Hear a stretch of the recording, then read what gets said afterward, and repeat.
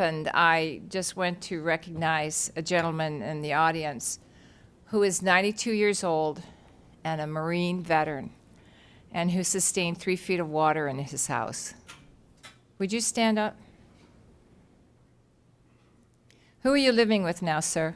Living with my son. And if you didn't have if your son wasn't here, who would you be living with? I probably wouldn't be. You wouldn't be here. Okay. Thank you very much for your service and appreciate the fact that you're here. My name is Penny Taylor. I'm District 4 Commissioner in the Collier County. My area includes the entire city of Naples, from the Gulf of Mexico to that border, and I go all the way over to Santa Barbara and Pine Ridge on the north, Santa Barbara I-75 on the right, and I go all the way south. So to say that my district basically got hit with this flooding is an understatement. We have had a lot of challenges, from the very wealthy along Gulf Shore Boulevard to the more modest homes where people are still living in dampness and there's no place to go. I was over in the EOC last week with County Manager, and we had the opportunity to meet Tom Hardy, who is a FEMA representative who I believe will be talking this evening. And he indicated to us, we sat down, he wanted to talk, well, what's going on?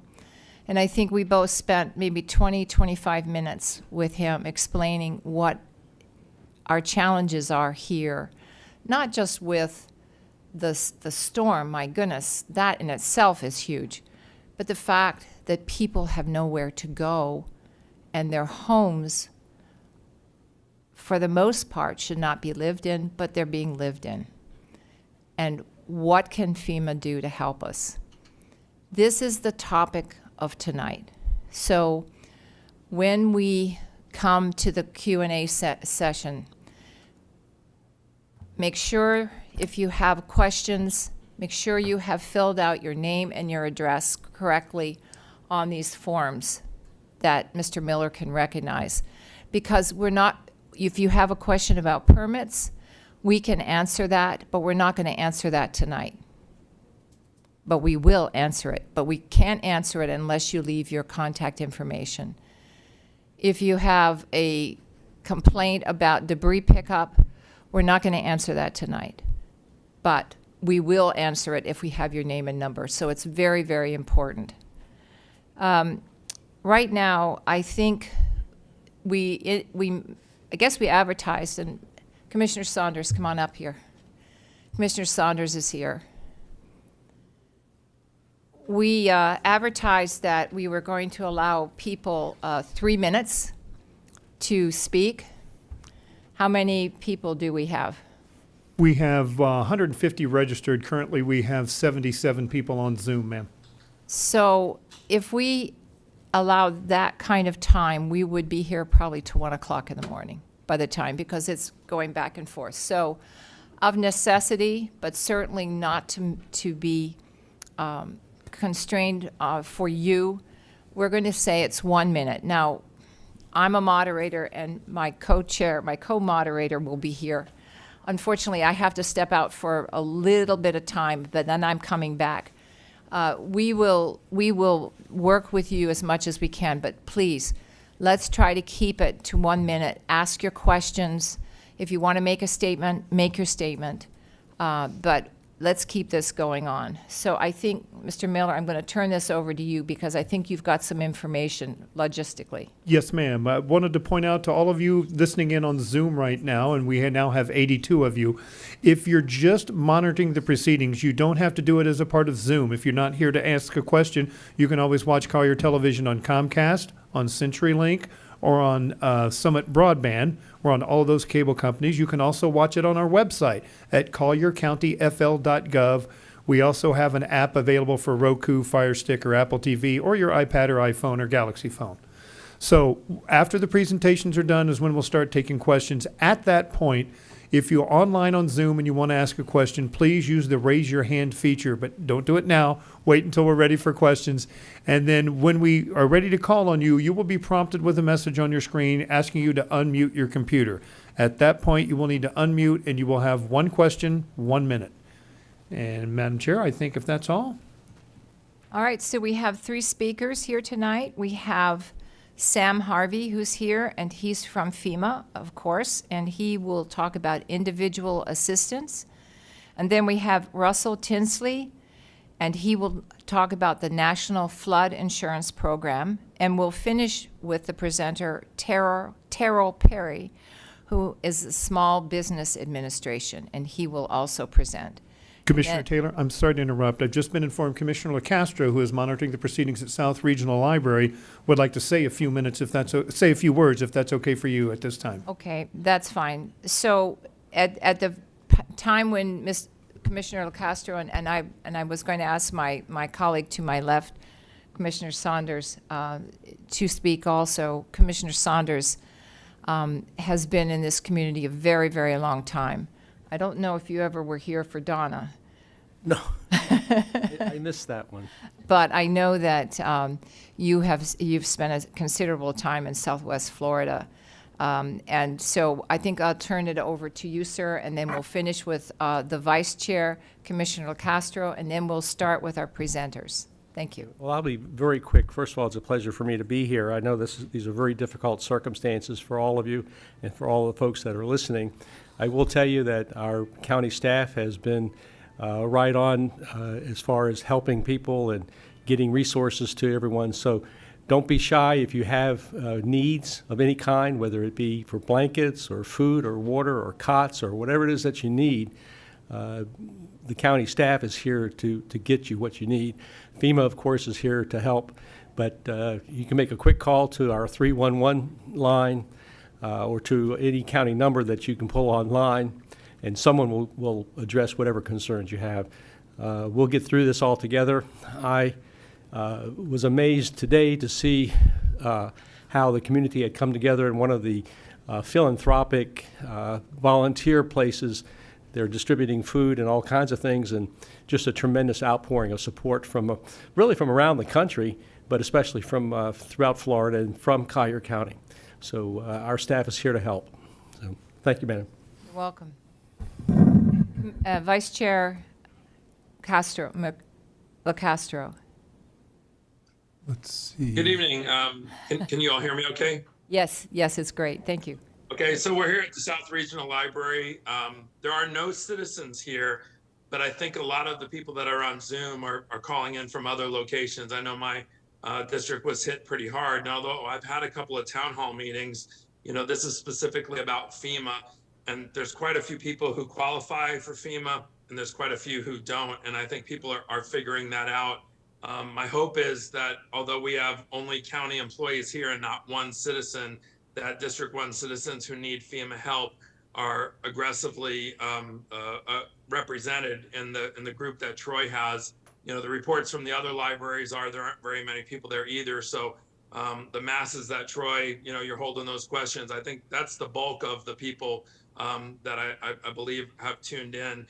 I'll just end by saying, if any of the citizens who are listening, we say this all the time, if your question is answered, one way we won't be here till 1 o'clock is please just, drop off or say, thank you, question answered, and we can move on because I'm sure there's a lot of duplicates that are out there. But we'll man the library here and see if any show up. You got Sharp County staff here that are ready to help as well. But, just wanted to report in from East Naples.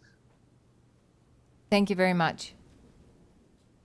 All right, so let's start with Mr. Harvey. Thank you very much. Good evening, everybody. My name is Sam Harvey. I work with FEMA as the Individual Assistance Group Supervisor, so my role is primarily to provide oversight and education on some of the individual assistance programs that FEMA provides.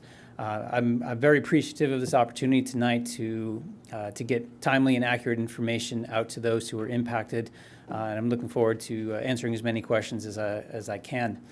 FEMA's Individual Assistance Program is intended to provide support to households, families, homeowners, home renters who were impacted by the storm, who had uninsured losses and damages as a result of Hurricane Ian. There are several programs that provide different types of assistance, and that can be anything from housing repair funds, which is money to go directly to the survivor to help with repairing the walls, repairing the roof, making those sorts of repairs.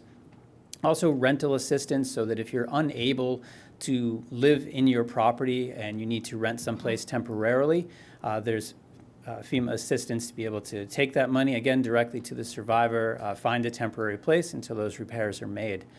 There's also assistance for things like personal property, loss to vehicles, through our other needs assistance. So all of those programs are potentially eligible to folks that were impacted through FEMA.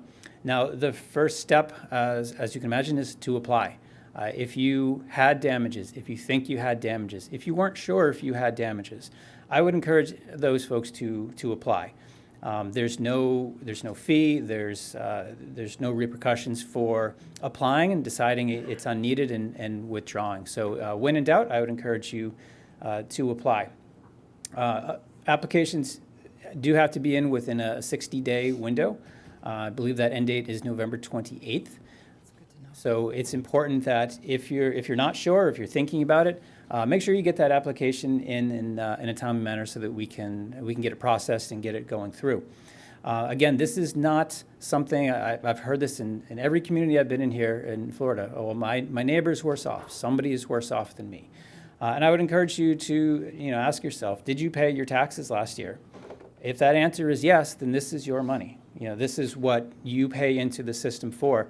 And accepting money here does not take away money from over there. So again, if you think you have damages, please apply. To apply, there are many mechanisms by which to do that.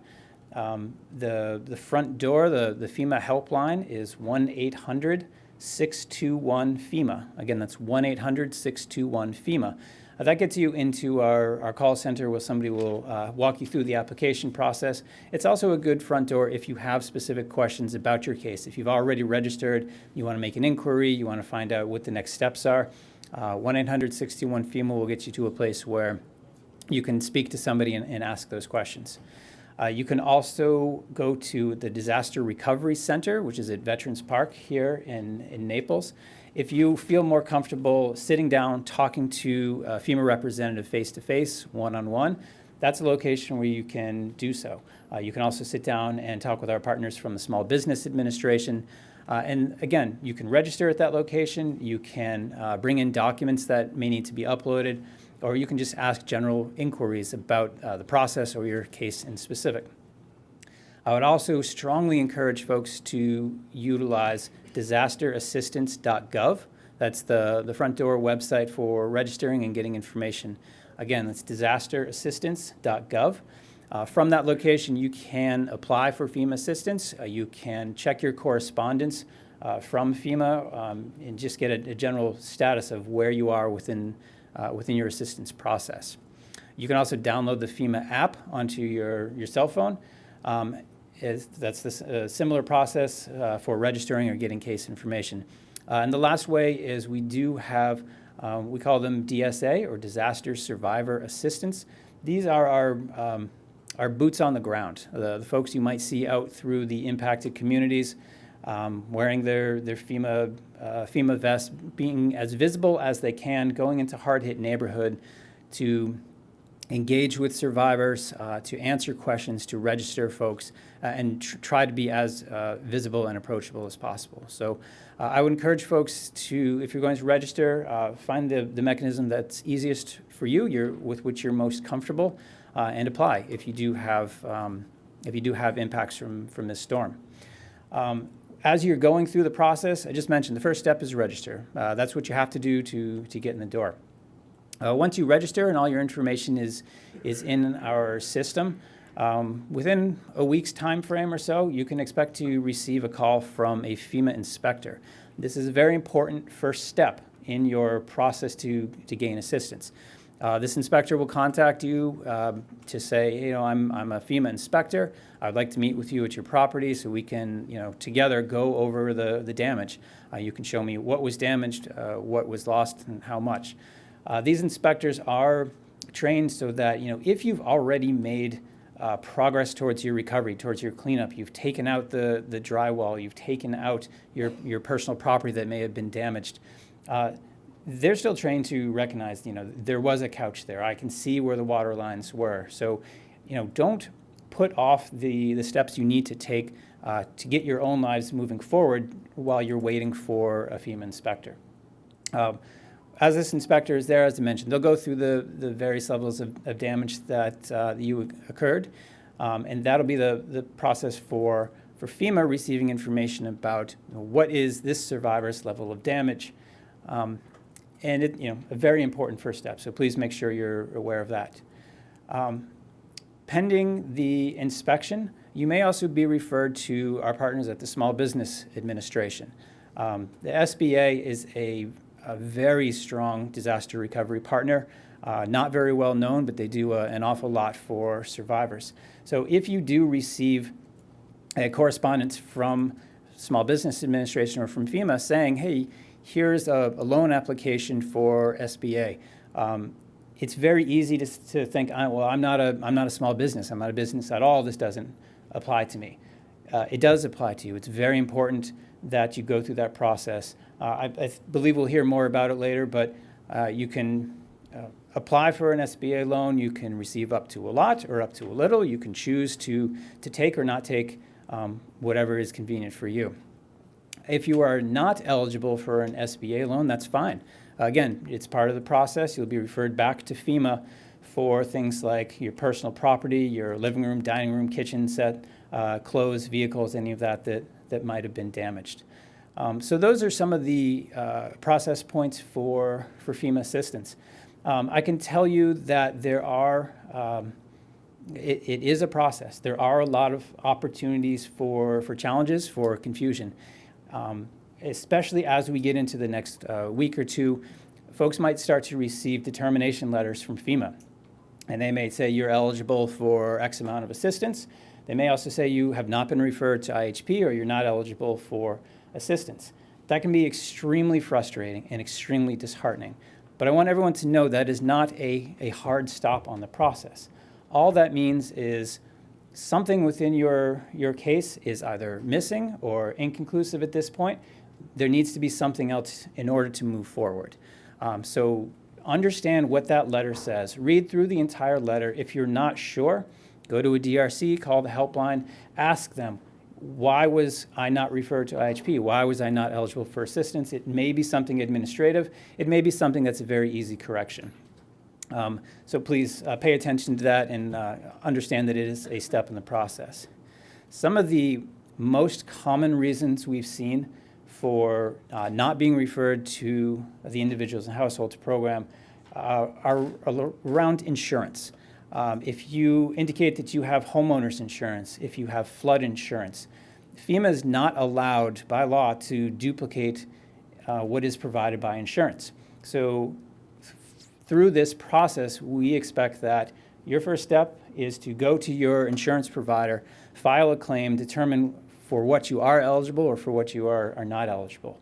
And if you are eligible for assistance from your homeowner's insurance or your flood insurance, then that's great.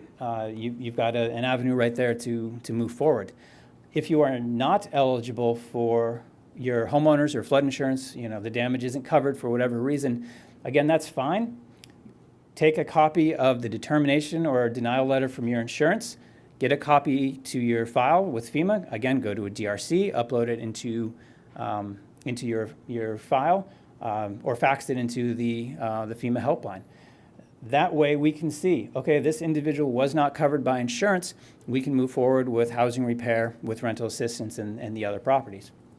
Another consideration, if you are underinsured, so you had this much damage, and your insurance is only going to cover this much, there's still going to be a gap for you. There's still going to be a delta.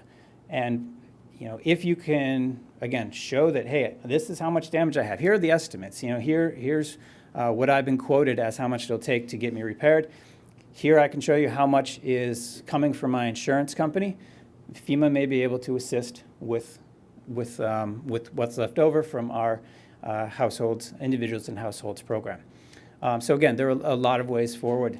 But I would strongly encourage folks, this is a process. Please go through the steps with care, pay attention to what is being sent to you, be attentive to phone calls and communications from FEMA.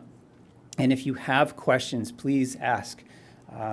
Go to a DRC, call the helpline, flag down one of our DSA folks, because I can assure you that everyone that's on the ground here that is working for FEMA, we all want to help. We want to find a path forward for you to get as much assistance as you are eligible. So please ask the questions, and we are here to help. So that's all I have prepared, and I look forward to answering questions later on in the program. Thank you very much. Thank you. And so now we have Russell Tinsley from the National Flood Insurance Program. Thank you for this opportunity, Commissioners. Thank you for being here. Basically, I'm an insurance adjuster, y'all. Don't anybody shoot me. I'm here to help, honest. That's what Okay. they say about government, right? Yeah, well, I had a colleague one time that used to open with I'm here from the government. I'm here to help you. No, I'm the National Flood Insurance Program, for those that are insured, provide coverage for either building or contents or both, depending on what the individual policyholder has applied and paid a premium for. I can tell you that at present in Collier County, more than 5,800 policyholders have filed claims. We have put over $6 million in advances out to those policyholders, and even one claim has been settled and paid, which is always good news for an adjuster, because the adjusters don't get paid till the claim's settled, okay? One of the things I'd like to stress for those that are insured by the National Flood Insurance Program, whether it be through the direct side of NFIP or through a write-your-own company, and I'm going to mention company names out of no particular order, just I personally am insured with USAA. You can be insured with State Farm, Allstate, and 58 other companies participate in the program. And they are held to FEMA standards of claims handling process. A lot of people should have been contacted by now, at least to say, we've got your claim, this is who it's assigned to, and in turn we are hopeful that those adjusting firms or independent adjusters have reached out to the various policyholders to say, yeah, I've got your claim, here's how you reach me, and I, can see you on whatever forward date. And that's when the claim process starts. I'm very grateful to Sam Harvey's presentation because I learned a little more detail about the individual assistance side of our disaster response.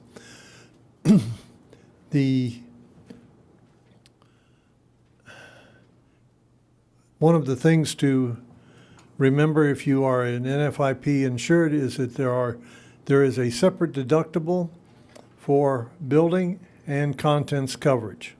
That deductible may vary.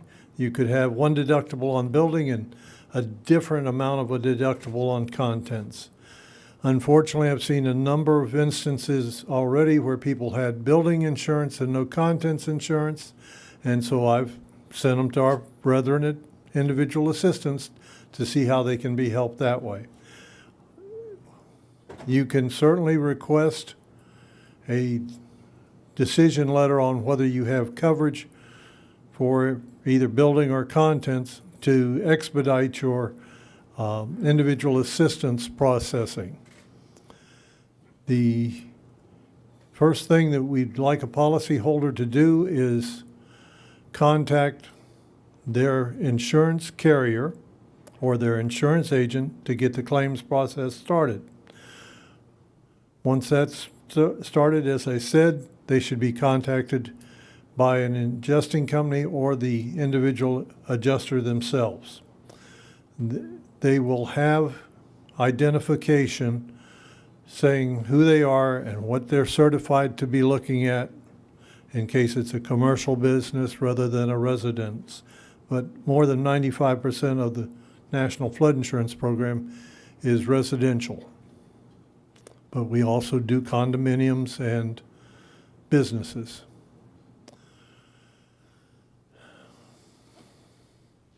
And that about covers it, and I'll wait for the questions because I'm sure somebody will have some.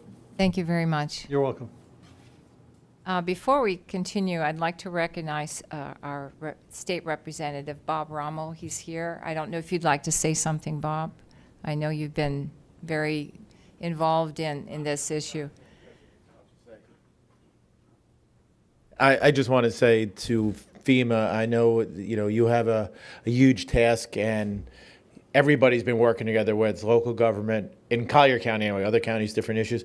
But in Collier County, local government, state government, federal government is working great. I know the needs are bigger than all of us, but the communities really come together in a special way. And there's people that don't have coverage, there's people that don't, but we're going to do what we can to try to make everybody, I don't want to say everybody's going to be whole, but we're going to get them, you know, we have bigger, you know, there's needs that we've never even thought about, from electric vehicles flooding and blowing up and exploding to people that have no transportation and nowhere to go, and we're trying to make them comfortable. But I do want to applaud, you know, everybody working together, which doesn't always happen. In this case, it's done. So we're here, we hear you, and, you know, we're not going away, so thanks. Thank you. Thank you. All right, so now we're going to hear from Ms. Terrell Perry, and she's the Small Business Administration. Thank you. Thank you, You're welcome. Mr. Taylor. Good afternoon, everyone. Thank you for joining us here tonight. I'm going to give a little bit more information than you probably want, but hopefully you can use it all. The SBA's mission is to help businesses of all sizes, homeowners, renters, and nonprofits. We give loans to all of those groups, and we're interested in helping everyone recover from disasters of all types. I have a little slideshow here that shows you the map as of day before yesterday. We've added as primary counties, Hendry County, Monroe County, Okeechobee County, and is it Brevard or Brevard? Brevard County. Thank you. And Port St. Lucie is what we call a contiguous county. It would be in the dark yellow versus the light yellow. So if you're located in a primary county, then you qualify for everything SBA has to offer. What that means is you qualify for loans to fix your structure, the actual physical property, and you qualify for loans that that replace the contents. So that's for businesses as well as homeowners. You can get a loan for the structure as well as the contents. For for businesses, you can also get a loan for the equipment, your inventory, your overhead costs. We offer working capital, et cetera, et cetera. So we do offer a full gamut of loans to fit any person or circumstance. We have also mitigation loans to guard against the next time. The way to apply, as Sam said, is to go to a DRC, the Disaster Recovery Center, of which there are about 11 as of day before yesterday. At the DRC, SBA is embedded at every single DRC. Homeowners, renters, businesses, and nonprofits can go to any DRC. You can also go to what we call a BRC, a Business Recovery Center. So all 4 groups can go to the Business Recovery Center as well.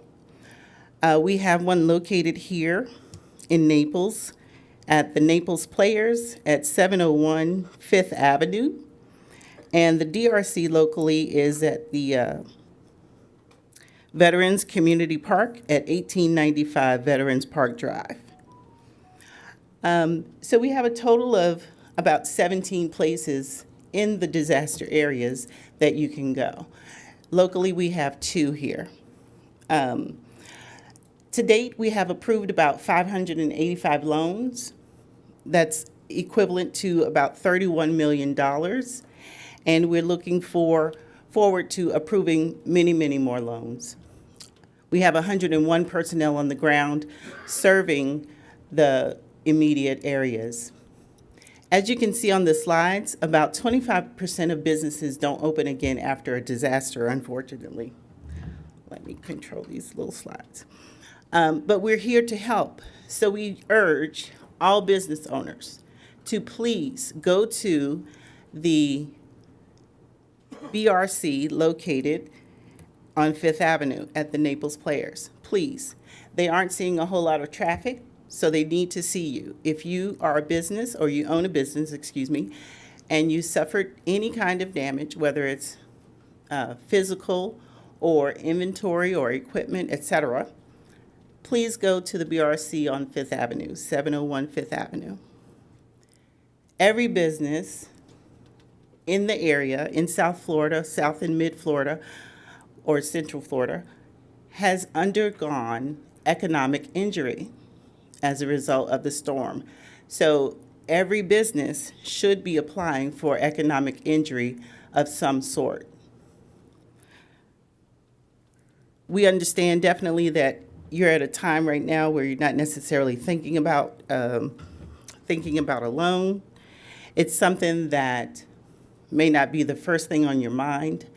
However, as Sam said, you first apply with FEMA, and then FEMA refers you to SBA. That's businesses as well as homeowners and renters. So when you apply with FEMA, FEMA will send you an email. At the bottom of that email, it says, go apply to SBA. In order to have recovery dollars, it's important to apply with SBA to give the government an opportunity to give you a loan. If for whatever reason we are not able to extend a loan to you, please don't stop there. Please go back to FEMA. We will be able to refer you back to FEMA. But we can only do that if you put in an application with SBA. That's the only way to get other needs assistance. So as you can see here on the screen here, we've done about 200, well, the numbers have been a little bit updated. So the number is 320,000 loans, or excuse me, 320,000 referrals from FEMA.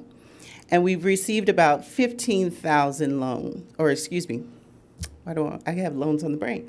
320,000 registrations from FEMA, 15,000 applications received, and $31 million approved. But that gap between 320,000 and 15,000 is about 304,000 businesses and individuals who have not yet applied with SBA. It's very important to close that gap as much as possible so that people can, especially homeowners and renters, go forward with recovery through FEMA's other needs assistance. Businesses and nonprofits of any size may borrow up to $2 million. That's for the structure as well as the contents and equipment and idle. The physical property loans repair or replace real estate, machinery, equipment, inventory, and other business assets.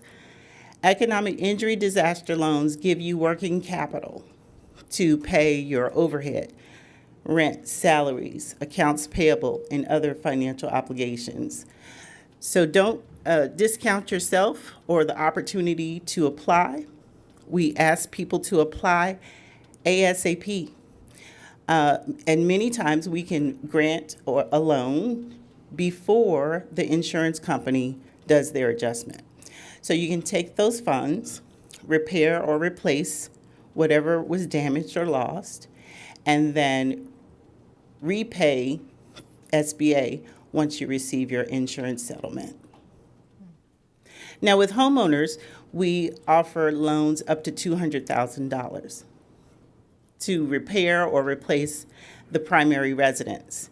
It must be a primary residence, but if you have a secondary residence and run it as a rental, whether it's short-term, long-term, mid-term, whatever the case may be, that will qualify as a business. Many people don't think about that when they have rental property. So rental property, if you run it as a business on your tax returns, it does qualify as a business.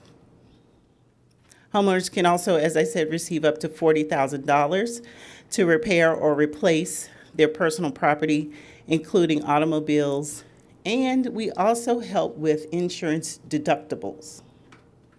So if that insurance, that wind and hail deductible is super high, you can apply with SBA and possibly get it covered. Renters also qualify up to $40,000 to replace their personal property. This is a little grid that'll give you an overview, just really easy to look at versus me telling you what is the case may be. The most important part of this particular slide is the mitigation at the bottom. Businesses, private nonprofits, and homeowners can apply for up to 20% extra on top of their total loss. Not the amount you get from SBA, but the total loss. You can qualify for up to 20% extra through SBA to do things like hurricane shutters, raising your home, hurricane straps, grading the property so that water, goes away as opposed to inside. All kinds of things you can do to do mitigation. So we do urge you to consider mitigation in your rebuilding plans. For example, $45 a month will pay for a $10,000 mitigation project. Our loans are extended 15 to 30 years, so they are very low interest and very low payments over 30 years. A loan increase, as I said, will be up to 20% of the total physical damages as verified by SBA. And we urge you to include things like a safe room, a storm shelter, hurricane shutters, sump pumps, elevation retaining walls, home raising, etc.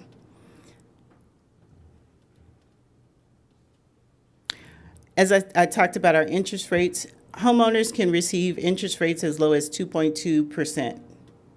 2.2%. It's the cheapest money you can find. 3% for business loans and 1.9% for nonprofits. As I said, 15 to 30 years for the loan, and eligibility must be in a declared county.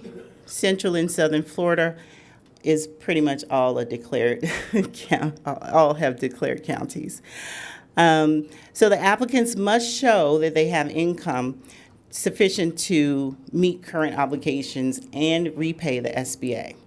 One really frequent question we receive is, what if I have several loans? What if I have a loan from Irma or Michael or some other hurricane?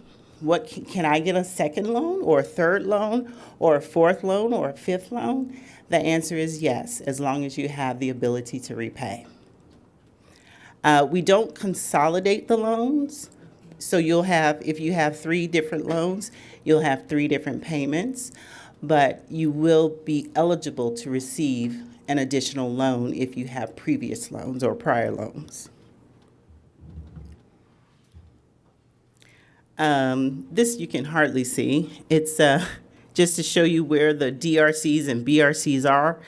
We have a list of them, and that's available on our website at sba.gov/disaster. I urge all of you to go to that site as soon as you can on your phone, your tablet, your laptop. Get to a library if you don't have those things available to you immediately, so that you can go on familiarize yourself with what SBA covers. We cover things like debris, fences, outbuildings, things that insurance may or may not cover, the SBA might. Now, as far as businesses are concerned, we're having a webinar where you can learn a little bit more information having to do specifically with businesses. That is going to be October 19th and 20th. Each day, same information both days at 1 p.m. We split it into 2 days just because of bandwidth and maybe the amount of interest we might have. So we want to be sure everyone, there's a virtual session you can attend, and it'll be essentially SBA 101. What we cover, how much we cover, a little bit more in depth of what I'm going over today with you. I am the public affairs specialist assigned to Charlotte, Collier, and Lee counties. And as of last night, Hendry and Monroe too. So if you own a business, please go to the BRC if you're having problems, issues, et cetera, something that is just super hard, a super hard hurdle to overcome.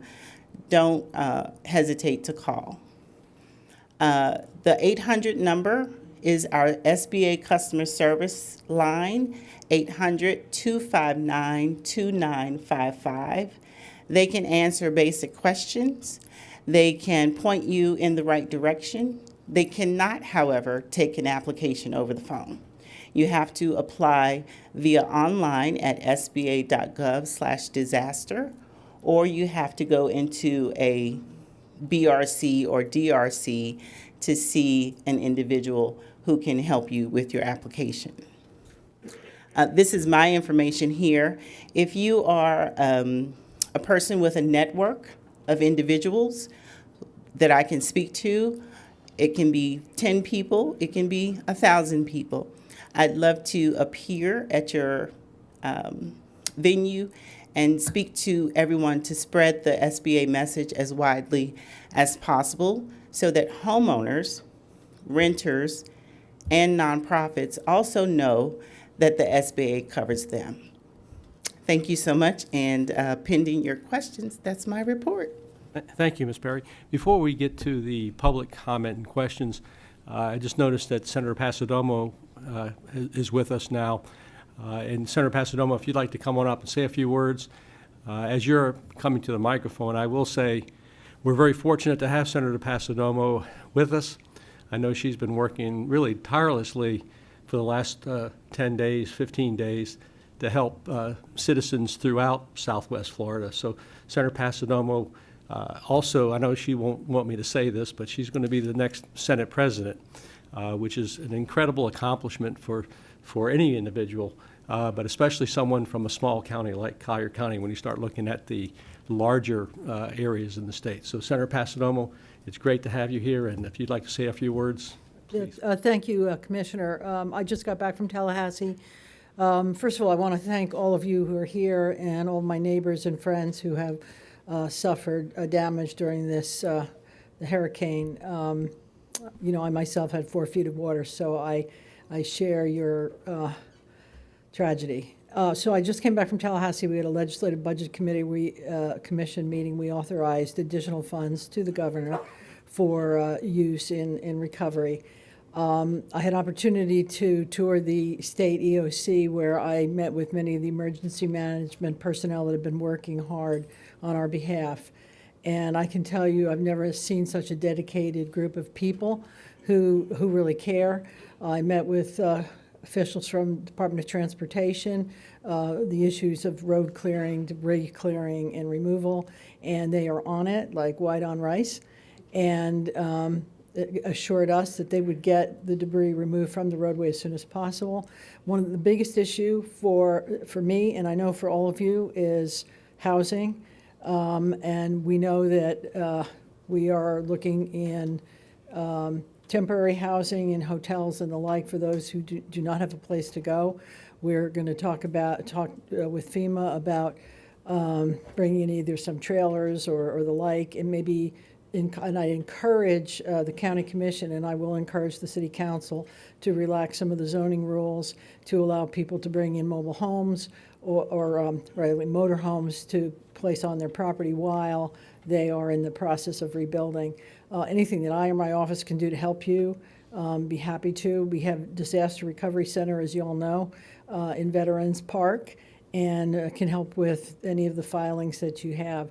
And I do want to thank Collier County Emergency Management, because a shining light up in Tallahassee. Everybody was so grateful for the work of our county and our city. And again, I share with you your tragedy, and I will do whatever I can in Tallahassee over the ensuing months to help you, recover and get back to your normal life. Thank you. Thanks, Senator. The county has already relaxed the rules in terms of permitting people to have travel trailers on their property. It does require a permit. We've been guaranteed by our staff, and I see them sitting in the back of the room, that those permits would be issued very quickly, and I don't believe there's a charge for that. It's just that it's just a way for the county to keep some control over that, to make sure that the property owner that's lost their housing in the storm is the one that's occupying the trailers and travel units on their property. So with that, I think we're ready to turn to the public comment. And I understand that this is going to be kind of a question opportunity as well, so members of the public can ask questions of the FEMA representatives. And Yes, Commissioner Saunders. Specifically, we want to focus our questions on home damage.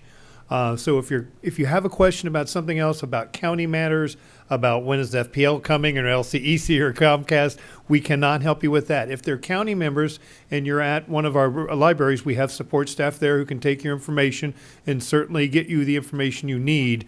But if you're here in the room, we also have county staff here and some FEMA people here that might be able to answer something other than on housing damage, but that would be after this meeting. I want to remind a couple of things for people on Zoom. If you have a question, now would be the point where you use your raise your hand feature. If you're participating via phone on Zoom, it is *9 to raise your hand and then *9 again to lower your hand. It is *6 to unmute. You will be prompted to unmute yourself. I also would like to remind you that you cannot be playing this meeting also on your television or someplace else. It has to be just on your computer, or we will get feedback. To begin, we're going to alternate between here in the room. We have questioners here in the room. We have questioners at the libraries and questioners on Zoom. We're going to start here in the room with Nancy Randall, and then we're going to go to Orange Blossom Library with John Vrauer-Sames, and then at Zoom online, Anita Hadsock. So, Miss Randall, Nancy Randall, are you here? If you'll come up to this podium. And again, just a reminder, one question. Please try to keep that question to 1 minute. as Ms. Randall is coming to the podium, I think these are going to be questions that are directed to the SBA and FEMA folks, and it may be more efficient if you'd come on up here. We have microphones here, and it's because it's going to be a little bit time-consuming if there's a question, then you have to jump up to grab the podium. But I think if you come on up here, this might be more efficient. A couple chairs down there with microphones as well. That's what happens when Commissioner Taylor leaves the room and leaves me in charge. Everything gets changed. All right, Ms. Randall, you'll have one question, please. 1 minute. Thank you. This would be for Sam Harvey. And I did have, first of all, thank you, Collier County, and all of the wonderful political representatives who are here helping us with this once in 100 or 500 year event. And Mr. Harvey, I had an inspector come to my home. I had 4 feet of water, as some others have in my home. And he told me that they have changed their formula, if you will. Could you please elucidate on that for determining the amount of damages? Sure. Thank you for your question. And I'm very sorry to hear about the damage to your home. I wish you a speedy recovery. So as the inspector goes out there looking at many facets, each year at the beginning of year, every state in the union has a conversation with FEMA that says, how much is a square foot of drywall worth? How much is a square foot of carpet worth? How much is a square foot of roofing worth? And every year, those adjust a little bit based on the economic factors and what the state determines is a reasonable cost for that. So they don't move around too much from year to year, but that inspector is going out and looking at, okay, there was this many square feet of drywall that was impacted, and that is going to equate to a specific dollar amount that is then all tabulated and added up into the amount that is sent to you. There's no dramatic change. There's nothing that you as a homeowner or any other homeowner would have to do to adjust it one way or another. It's really all on the business end of FEMA. Thank you. Our next speaker is going to be at Orange Blossom Library, John Versames. John will be followed by Anita Hadsock on Zoom, and then here in the room, Janet Hoffman. John Versames. John, are you there? I am, sir. You have 1 minute, John. My name's John Varsames. We have the construction managers here in Collier County for over 25 years. Our clients that have been severely impacted, particularly in flood zones, are concerned about the so-called 50% regulation. That is to say that the home destructive value is beyond 50%. They cannot replace that home unless they raise it above the elevation. And we'd like comments on that, please, because it's a major, major issue in places like Naples Park. I'll take that. This is Russ Tinsley speaking with the NFIP. The substantial damage determination for each individual property is made by the county floodplain management or individuals working on that office's behalf. It is built into the regulations that the county adopted when they joined the National Flood Insurance Program. And depending on what the county finds as far as the damage to each individual property will determine whether it is substantially damaged or not. Those that had flood insurance, when the adjuster comes out, they will do what is called a preliminary damage assessment report and send it to the National Flood Insurance Program. We in turn will put it in a database and send it back to Collier County to assist them in identifying properties. Now, the most floodplain management ordinances say that no matter what caused the damage, whether it's wind or flood, if the property is substantially damaged, it must be brought into compliance with the floodplain regulations in force at the time that it's declared substantially damaged. Does that answer your question? I'm not sure he's in a position where he can follow up with that, sir. Okay. Okay. So our next speaker is going to be on Zoom. Actually, part of the Oh, wait, there he is. I'm sorry, Mr. Versames. Yeah. Did that I answer your didn't question? think You answered partial the question. The question is, if it is determined to be beyond 50%, would you please go over the formula of deducting the value of the land versus the building and how much money can be spent on the renovation as a percentage of the house? That's a question for the floodplain management office of the county and the building and housing or building and zoning department to answer. And Mr. Versames, there's someone there at the library who can provide those names and numbers for you. Our next speaker is going to be online. Before we do that, I just want to acknowledge for the commissioners and everyone here that Commissioner Andy Solis has arrived at Orange Blossom Library in his district and is there serving his constituents. He'll let us know if he has a comment. Next up is Anita Hadsock on Zoom. Anita, you're being prompted to unmute yourself. She'll be followed by Janet Hoffman and then Denise Dominic. Anita, you're being prompted to unmute yourself. I'm watching for Anita to do that. And there you are. Anita, what's your question? My question is, we live over in Royal Arms Villas, and all of us over there pretty much lost everything. And some of us have flood insurance for our contents and some of us don't. For those of us who don't, what can we do to get reimbursed or to get some help with the things we lost in our home that our HOA insurance does not cover?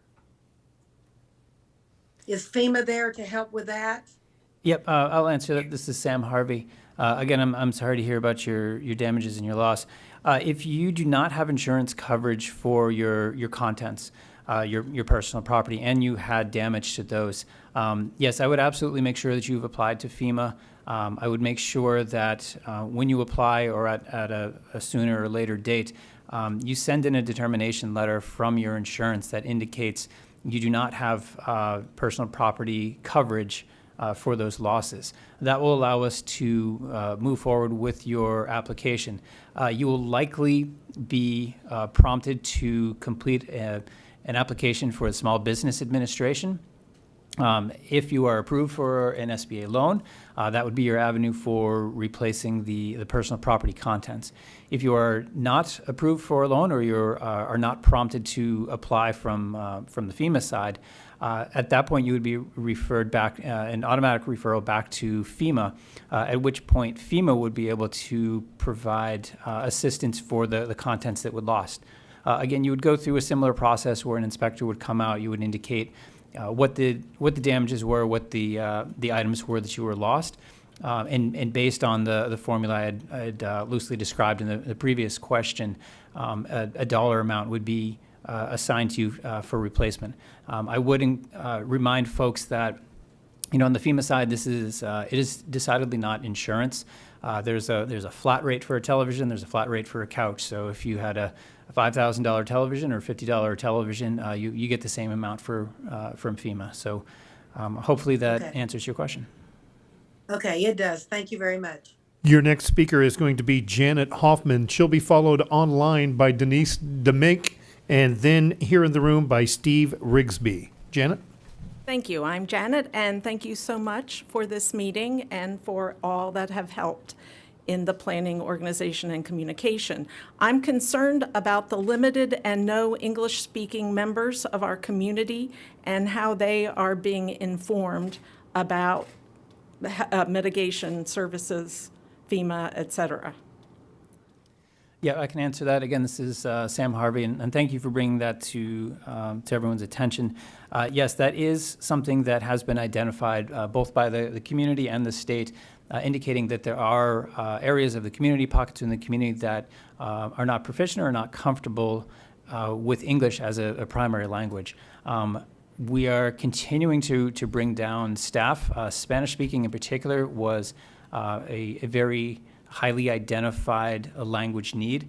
So as we continue to build out our footprint here, our disaster recovery center staff, our disaster survivor assistance, we're going to continue to add into that mix additional folks who are able to translate both Spanish, and we have a host of other languages that have been identified. So yes, right now it is challenging to find a translator through many of the FEMA systems, but that has been identified, and we do have significant staff inbound to help fill that need. Thank you very much. And I do want to point out that this meeting is being closed captioned in Spanish as well as English on our TV system, and it is on our archive. You'll be able to watch it back. Closed caption number 3 will be the Spanish captioning. I would also add to that if English is not your primary language, that the DRC is the best place for those folks to go. The SBA staff is primarily English speaking.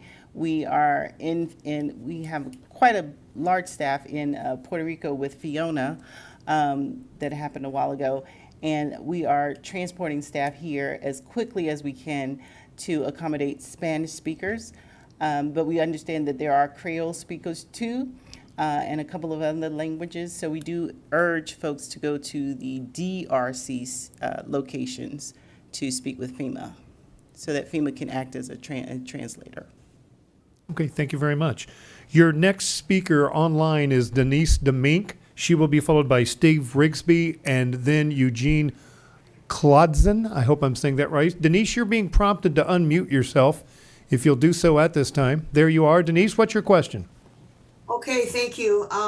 We have owned a manufactured home and a cooperative in Florida for 21 years, paid property tax, utilities, had the only flood insurance that was available to us, homeowners insurance. We unfortunately, along with the rest of our neighbors, had over 5 feet of water in our homes, and the insurance, might cover $30,000 on a $200,000 home and a little bit of the contents. I understand that maybe FEMA might help with the gap, but the issue I'm running into is that it is a secondary residence. And, it's like my loss should matter too. Does the SBA not offer any kind of low interest loans? Because there's got to be so many secondary homeowners there in Florida that are in the same situation as I am. We lost our entire home and our contents on a home we just remodeled and adore. And I'm not finding that it puts me in a very good position having it be in a secondary residence. Yes, absolutely. The SBA does cover secondary homes when they are operated as a business. So, or when that secondary home belongs to someone and they are allowing someone to live, a family member or an au pair or an employee to live there rent-free. That is the case when secondary homes are covered by SBA.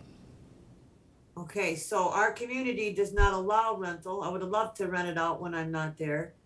So it seems like almost everybody's being helped. Those that couldn't afford insurance or didn't want to have it have a lot of available options through FEMA. Those of us that did go ahead and pay the $5,000 a year to have insurance are getting very little coverage. And as far as trying to rebuild where we're at, why does it not matter? Why does my loss not matter? Though it is a secondary, if there's 200,000 available for your primary, why not offer something to the secondary residents? 50,000, 100,000, something. In most all cases, insurance is the first line of defense when it comes to recouping from losses. SBA endeavors to help people who are underinsured and uninsured to cover their losses. When you have a primary home, we generally cover the primary home when it comes to homeowners and renters. If you have or operate a secondary home and a friend, family member, employee lives at that secondary home as their primary home, then your secondary home would be covered. If that secondary home is empty when you're not there, then your primary route of defense would be insurance or NFIP. Okay. Our next speaker here in the room is Steve Rigsby. He'll be followed online by Eugene Klodzin, and then here in the room by John DeMarco. I couldn't make it out. Thank you, sir. Mr. For the Rigsby. record, my name is Steve Rigsby. This is for FEMA. I do not understand why our claims are pending. I don't get it. The second question is for the insurance guy. We have USAA. My father's sitting right there. He lost everything. I'm just very frustrated because I'm dealing with two homes, my home and his. The adjuster is doing what he's doing. I'm trying to work through all this by myself. It's nearly impossible. What really makes me mad is FEMA not responding in a manner that should be quicker. Why is the application pending? Thank you. I'll listen. So again, this is Sam Harvey. I am sorry to hear about your loss of your father's property. So obviously, I don't know the specifics of your case. In the determination letter that is sent by FEMA, depending on what the issue is, it will say, you're not referred to individuals and households program. In some cases, it gives the reasoning as to, what might be missing from your file. What I would strongly encourage is to either visit a disaster recovery center or call into the helpline so that somebody can actually look in your file, look at what has been submitted, what hasn't been submitted. They can actually tell you this is what's holding up your process, and tell you these are the steps that you need to do in order to get it moving forward. Okay, my sister did it. I didn't do it. I don't have time to do it. Okay, so I'll relay that information to her, that there's something missing. Is that correct? That sounds likely if you've not received assistance and they told you that you were, It just says status pending. That's all we get. and you've met with a FEMA inspector and done that. Nobody's been out. Okay, so what's likely pending is, and again, I would still go and talk to somebody and find out the exact reason. Depending on when you applied and when it was sent to an inspector, it's entirely possible that this inspector just hasn't gotten to your home in his list of homes to inspect. Usually that takes 5 to 7 days between when it's given to the inspector and when they can make the contact. As you can imagine, there are a lot of homes that we're trying to get to, so it might just be a function of that inspector not getting to you, but I would strongly encourage to find out exactly what's causing it to pending. Okay, second question to the insurance person. We have USAA. My dad has been with USAA for 70 years. One claim. One claim. Why are you making us jump through so many hoops? Why mediation? Okay, now I find out that mediation only means you're tearing out his entire house. Now I got to go hire a contractor for electrical, a contractor for drywall, a contractor for whatever, plumbing. Continuing, always. It's always continuing. It never stops. There's only one me, and I'm taking care of a 91-year-old man. I'm pissed. I can tell. This is Russ Tinsley. I'm also a veteran, just haven't been around as long as your dad. I can't speak to USA as far as property and casualty insurance and homeowners, okay? They're going to have their own procedures.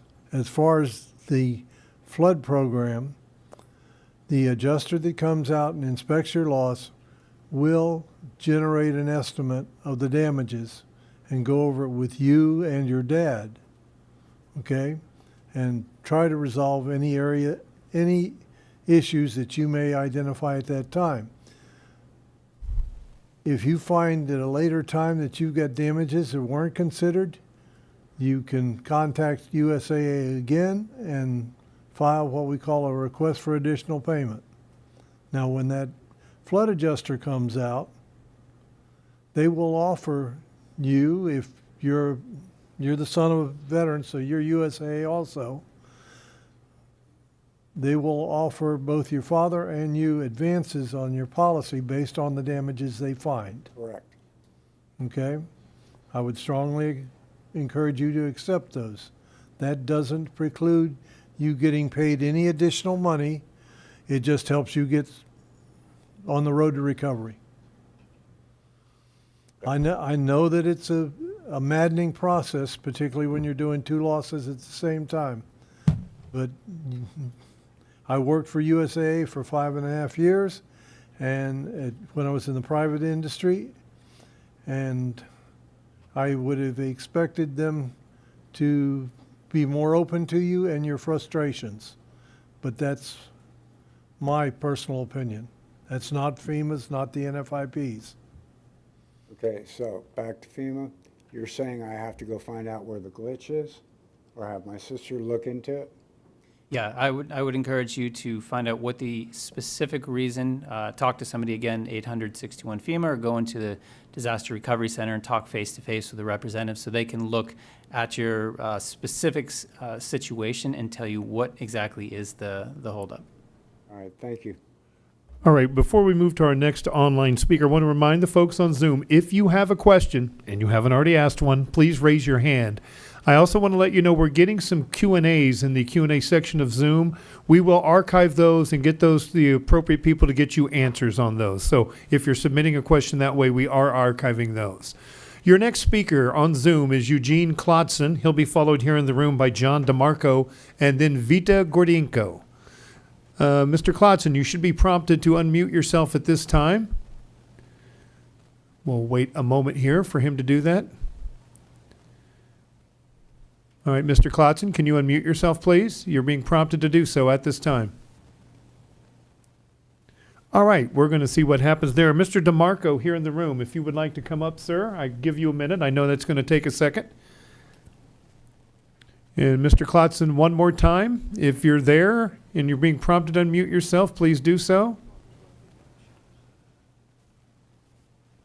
All right, we'll move on. Mr. DeMarco will be your next speaker, followed online by Vita Gordienko and then Elizabeth Rady. Mr. DeMarco.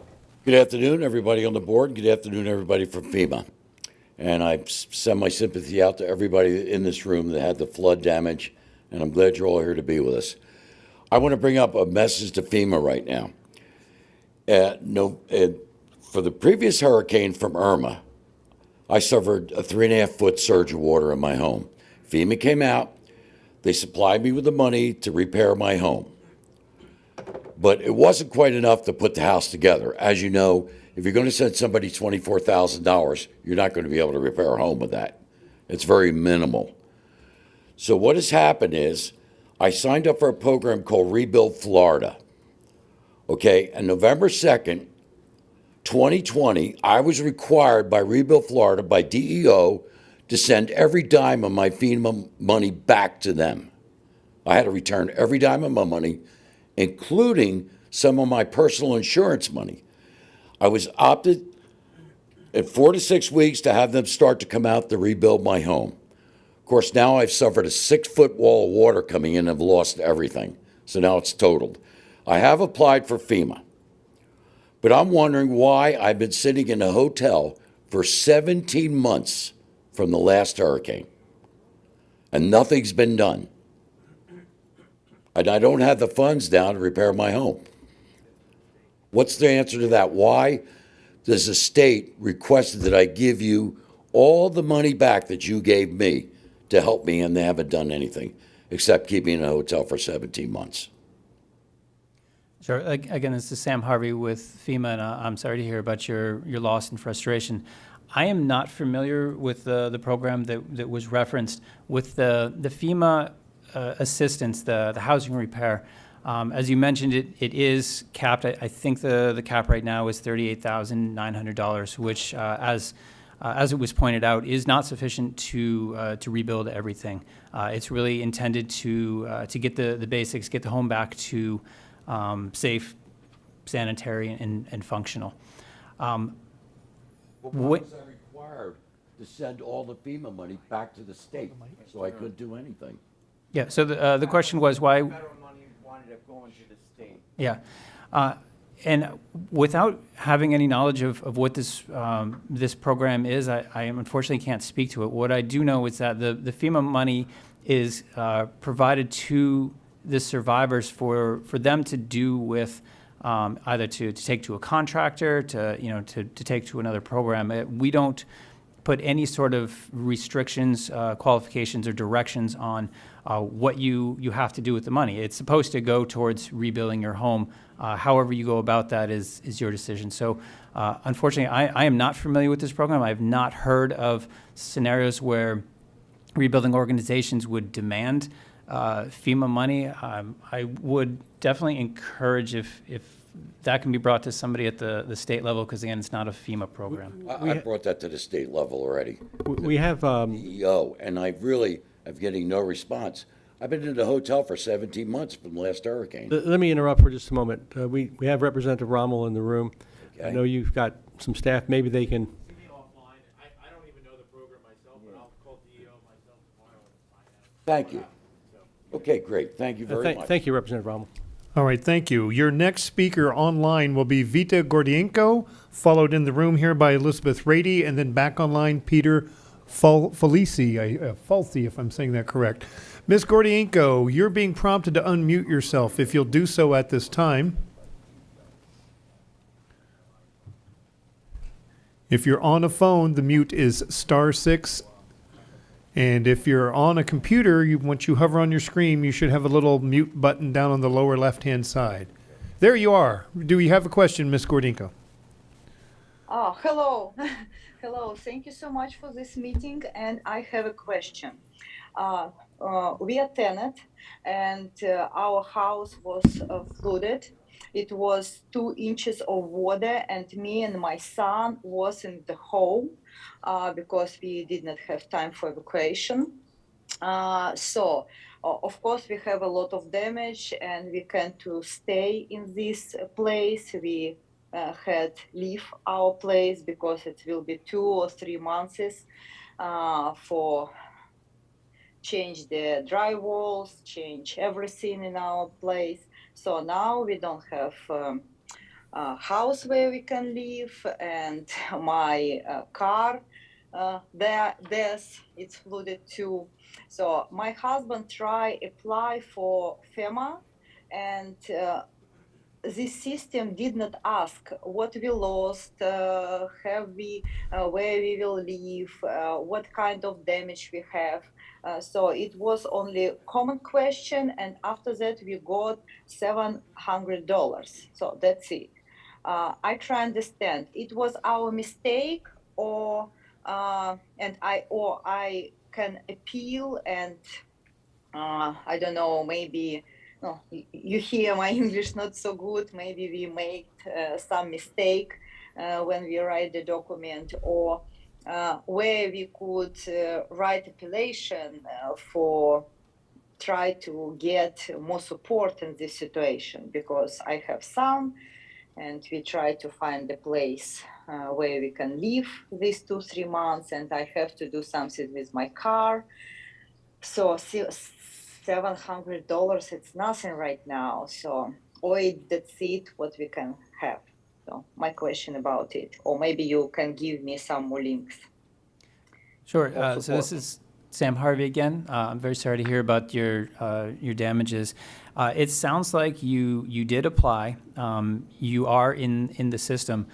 Similar to one of the previous questions, if you have not received a reach out from one of our FEMA inspectors to meet at the home to go over the damages, it's likely that you are in the queue for that process to occur. So at some point, I would expect a call from a FEMA inspector to meet and go over this. That will be the point at which you articulate the damages. We get those damage levels into the system, and they start to tabulate what the losses and potential assistance might be for you. The $700 is something that's called critical needs assistance. It's supposed to be used for your immediate needs, food, shelter, clothing, whatever it is to get you through the immediate times. As you go through this process, that's when you'll hopefully be eligible for things like personal property coverage. If you had damage to your car, I would go ahead and get an estimate for what it was that it's going to take, because you want to be able to show that and possibly get some assistance for help with the car.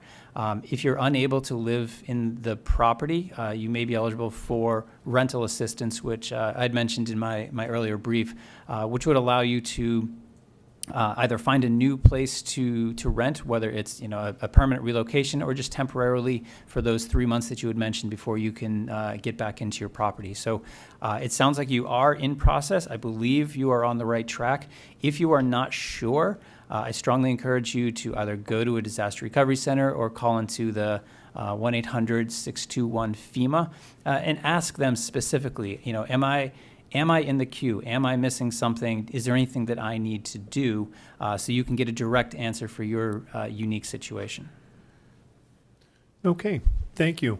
Our next question will be from Elizabeth Rady here in the room, and then Peter Felici, and I hope I'm pronouncing that right, sir, on Zoom, and then back here in the room with Ashley Jones. Elizabeth? Okay, so I don't actually have a question. I just have a little bit I wanted to say. My name is Elizabeth Rady, and I am the representative of the Collier County Tenant Union. I advocate for residents here, renters, that need assistance with affordable housing. Several people already know me in here, so they know that I'm a straight shooter. When it comes to affordable housing, there is none here in Collier County. When it comes to hotels, a lot of those people that can't afford affordable housing are in those hotels already. We have no hotels. We have no inventory. TSA is not going to work for those residents that are displaced here. We need trailers, we need trailer cities, and we need them fast. We have mold building up in these residents' homes. It's becoming unhealthy. And we need FEMA, we need our politicians, and we need everybody to act immediately, not down the road, but we need help now. These trailers are what is going to sustain our workforce. We cannot send our workforce out to other counties, to other cities. Pensacola, we sent them to Jacksonville. They didn't come back. We are already short-staffed in every aspect of our businesses to the point where they're closing. NCH is having to remodel a Super 8 just to keep employees. Our schools are going through 3 and 4 teachers in 3 months. We have no workforce. We're losing them, and we're going to lose them even more if we don't get trailers here in Collier County and in Lee County now. Thank you. I don't think we can address that situation. Does anyone? Okay. So let's move on to our next question, which is online from Peter Felici. And again, I hope I'm saying that right, sir. And then here in the room, Ashley Jones, and then back online for Thomas Huggins. Peter, you're being prompted to unmute yourself at this time. If you will do that, sir. Keeping an eye out for you. There you are, Mr. Felici. I hope I'm saying that right. What's your question, sir? My name is Peter Felici. You pretty much got it right there. But just want to thank everybody for all their time and all their work on trying to get everything restored back to normal as much as possible. I was certainly very fortunate during the storm. I only had minor damage and cleanup to my home. I purchased a generator and some other equipment to help with that. I had received an email from Commissioner Solis a couple days ago that some of that equipment might be covered, or I could get reimbursement from FEMA for that. I was just curious about that process and the application for that and what I should do. Sure. This is Sam Harvey from FEMA. For a lot of the personal property that was lost in your home, you do have to go through the FEMA application process. Meet up with that inspector and indicate to them, these were the things that were lost. Even if they've been thrown out, even if they've been replaced at this point, make sure that inspector is aware that you lost these specific items, because many of them may be covered under our other needs assistance. There are also, in the state of Florida, through the Other Needs Assistance Program, there are additional things that they may be covered, everything from smoke detector, carbon monoxide detector. If you had to purchase a generator because of the storm, if you had to purchase a chainsaw because of the storm, those are the types of other items that may be covered. So, as you're going through the process, speaking with that inspector that comes out, make sure that you articulate what the items were that were damaged, and go through that process. You may also be prompted to go through the Small Business Administration to take out a low-interest disaster loan in order to help to replace some of those items. Yeah, I'd like to underscore what Sam just said. It's very important to make an application to SBA once you make an application to FEMA. In order to qualify for that other needs assistance Sam mentioned. Other needs assistance covers rental property, medical, dental, legal, all kinds of things that you may need in the days, weeks, months to come. So the only people who qualify for that are people who were helped or excuse me, not helped by SBA. Everyone really should apply. I know that the thing that I get told most is, I don't want a loan. I can't afford a loan. But the government asks you for the opportunity to provide you a loan to take care of your needs. And if we can't extend a loan for whatever reason, then we refer you back to FEMA. And in order to do that, you have to apply with SBA. It's a requirement. All right. Thank you. Your next question here in the room is Ashley Jones, and then we'll go on Zoom from Thomas Huggins, and then back here to Elisha Bassick. Hi, Ashley? good afternoon. Thanks for coming today and answering all these hard questions. So apologize to Sam in advance. So I know you've got a really hard job with FEMA, and I want to thank Joe. I've been sending him really hard questions, but I'm Ashley Jones with the Salvation Army. I've got our proud partner, Spencer Smith with United Way here. We received the federal DCMP grant with Hurricane Irma. We did such an amazing job. We got an extension for an additional 6 months to try to bring our community whole. There was so much damage that we're on our last year grant with Volunteer Florida for Hurricane Irma. So our team's well-versed. Luckily, we have a lot of our team members still intact, but it's very challenging, and I cannot get answers from FEMA. So I've got actually two questions. The first question is, I thought the maximum amount was $37.5. I heard you say earlier it's $38.9. So could you clarify what the correct amount is for the max grant, please? Yeah, so for this disaster, $37,900 is the max. If you applied during Irma, it was likely different. It usually goes up a smidge each year. Yeah. So immediately after, on that Friday, but, there wasn't a lot of people. We just wanted to fill a gap. So we immediately opened our doors here on SD and started helping people do FEMA applications. So we started on September 30th and went to October 7th when the DRC was open that afternoon on a soft opening.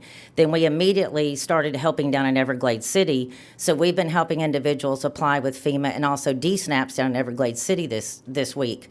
But the challenge is, today is the last day, or tomorrow possibly. I'm still kind of confused on the last day for families to apply for the critical needs assistance, which is the $700. We've been feeding since day one down in Everglades City, Chocoloskee, Jerome, all the southern cities that didn't have electricity. We have people begging to come back in our canteen so they can get, parts to fix their cars. So it's great that we have these things, but a lot of things are set up here in Naples, and it's very challenging for our friends and neighbors down in the south. So is there any way that FEMA would extend that critical needs assistance? Because so many families down in the southern cities didn't even know that's available. Yeah, so the critical needs assistance, as you mentioned, for households that apply till the end of the day tomorrow, may be considered for critical needs assistance. The 13th is the last day that would be considered. The reasoning behind that is at that point it's been 2 weeks. It's with all of the response partners and all the actions that have taken place.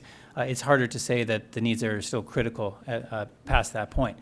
Now, that's not to say that the state couldn't request an extension to that.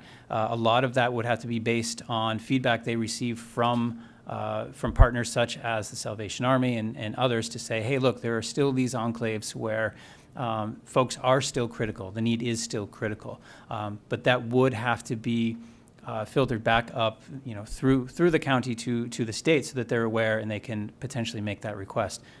Because we have a great partnership. Like I said, people are trying to get the word out, but if you don't have electricity, you don't, have a way to, or internet to get this information. So as I understand also DSNAPs, you apply this week. I think that's the only week in Collier County. So there's a lot of things that our families and neighbors are going to miss. So I'd love to get your card before you leave so we can figure out how we can work together. And I just beg everybody, we need disaster case management. Our families do not know how to navigate the FEMA process, the SBA. So I believe the state has already requested the immediate case management. We need people down here because the last week I heard there were 1,000 FEMA registrations. There was 9,000 that's approved. That's 2,000 that people need help with appeals. You only have 60 days to do the appeals. Our families don't even know that. After Irma, we probably were doing 80, I don't know, 800 FEMA appeals. We did a substantial number just in our area alone. So I'd love to get with you again, not about placing blame. We just want to figure out how we can be a partner and a team member and get the resources and information out to our communities that need. And lastly, Goodland Arms also needs some individuals there. We were there today and there was about 300 seniors. So again, just find me afterwards. I'd love to see how we can partner. Thanks. Before we go to the next, oh, I'm sorry. Yeah, I would just wanted to mention that as this whole recovery process continues, we've just barely gotten out of the response phase, the feeding, the sheltering, and all that. As we get into the longer term recovery process and we continue to get more folks onto the ground, there will be more people. You may be familiar with our volunteer agency liaisons who are specifically identified to liaise with our volunteer agencies. So folks such as you to communicate those concerns and those needs. We also have, I know you've met our other folks, division group supervisor, our external affairs, intergovernmental affairs. Those are the folks who, as you're continuing to hear these smaller neighborhoods, communities that may be cut off, if you have ideas about they don't have internet access, so we need to get information out into print. Those are the folks that are, specifically assigned to this county to work through some of those projects. And yes, I will continue to. And I appreciate that, but our FEMA val didn't arrive till Friday at like 3:00 when we met her. So I just think and maybe I'm wrong, but it just seems like we're a little slow rolling out. And I just, again, don't want our friends and neighbors, that $700 can go a long way for our families down south. So thank you. If I might ask Mr. Summers, Dan Summers, our Emergency Management Director, perhaps you could get with Representative Rommel. Hate to keep picking on Representative Rommel, but he is in the room, and he's always available and willing to help. But maybe we can look into that $700 time crunch, since it apparently involves some state agency, and you've got the resources to do that. So thank you. All right, at this time, we're going to take a short 5-minute break for our court reporter. She needs to rest her fingers, so stand up, move your legs around, and we'll take a 5-minute break. Thank you. And we will start at 7:38, so don't go too far away.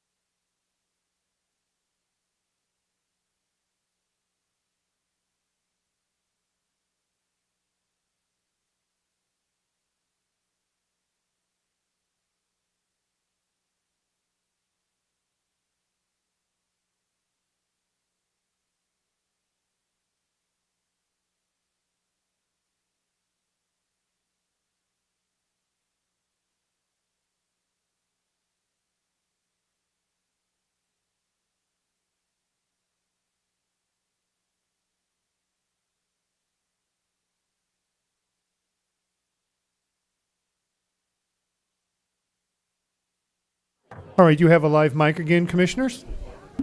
Ladies and gentlemen, if you'll please take your seats. We're ready to Ladies and gentlemen, please take your seats. we're ready to start up again. If you would please take your conversations outside in the hallway if you need to communicate that way. Otherwise, we're all set for the next question. All right, our next question is going to be from Zoom, Thomas Huggins. He will be followed here in the room by Elijah Bassick and then online by Michelle Mays. Mr. Huggins, you're being prompted to unmute yourself if you will do so at this time. There you are. Mr. Huggins, what's your question, sir? Well, I had a question. I heard DeSantis and Biden had a program, was on the news about whatever your insurance didn't cover, that they would offer like 37,000 for content and 36 for structure on stuff that your insurance didn't cover. And I didn't know if that was FEMA or if that was something else. Where was it, the state, or where do we apply for that if that's available? Yep, so this is Sam Harvey with FEMA. Yes, I don't know the specific reference that you're making, but that sounds an awful lot like the FEMA assistance. As you indicated, there are 3 distinct pots of money through FEMA. There's up to $37,900 for the housing repair to fix the walls, fix the roof. There's an additional up to $37,900 for your contents, your personal property, and there is a third additional up to $37,900 for rental assistance if you're displaced for a longer period of time. Now, it doesn't mean you're going to receive that much on each category. Those are the maximum allowances, but it sounds like that's the programs to which you're referring. All right, thank you, sir. Your next question here in the room is Elijah Bassick. I hope I'm pronouncing that right, sir. Oh, that's an L. I'm sorry. He'll be followed online by Michelle Mays and then here in the room by G. Carolina. Wonderful. Good evening, everyone. Thank you for joining me. Just want to say sorry to hear on everyone's loss, individuals and households. My only question is directed towards FEMA in regards to help build back a much more stronger community. Are we exploring alternative building system that increases the resiliency to future natural disasters, including fire? Yeah, so there are a couple avenues for that. One, the state of Florida, in conjunction with FEMA, is developing their housing strategy, their longer-term housing plan, which is going to address things like, how do we get in temporary housing, but also how do we build more resilient housing. A lot of that is going to incorporate things, mitigating measures. So whether that's raising the structures, making them more resilient to fires, as you indicated, or more resilient to hurricanes. As you can imagine, that's not a weekend effort. So I know there's still an awful lot of work to be done between the state and FEMA to figure out what exactly that plan looks like, what exactly it covers, and how it's going to roll out. So I would certainly suggest that as you continue to be interested in that, you continue to listen to the messaging that comes out about the state's housing plan. Is there any way we're able to give input on how that plan would potentially look like? That will be socialized by the state of Florida, by Florida Department of Emergency Management. I don't want to speak for them, but I suggest, or I suspect they will have their publication strategy, which will then be echoed by the FEMA External Affairs, and hopefully as well echoed by your local. So my best suggestion is to follow the press releases by Florida Department of Emergency Management, and I would also direct you to Collier County Emergency Management for any similar updates that might come down. Thank you. Your next speaker is Michelle Mays on Zoom, and then here in the room, G. Carolina, and then also here in the room, Jackie Key. Ms. Mays, you're unmuted. What is your question? Hi, thanks for asking, and thank you for doing this meeting. My 80-year-old mother, who is on Social Security, she suffered significant damage to her uninsured primary mobile home near the Cocohatchee River. Things are moving right along. She applied to FEMA at Veterans Park Center, and the representative helped her with an SBA loan. So my first question is to Ms. Perry. It has been determined that she doesn't qualify for an SBA loan. And I was wondering, is there a minimum income level for SBA, or what is the sufficient income? Or if we're denied, we don't stop, we go back? If she could answer that question. And also my second question is to Sam Harvey. It looks like her FEMA grants will be approved for repairs and personal property, so that's good news.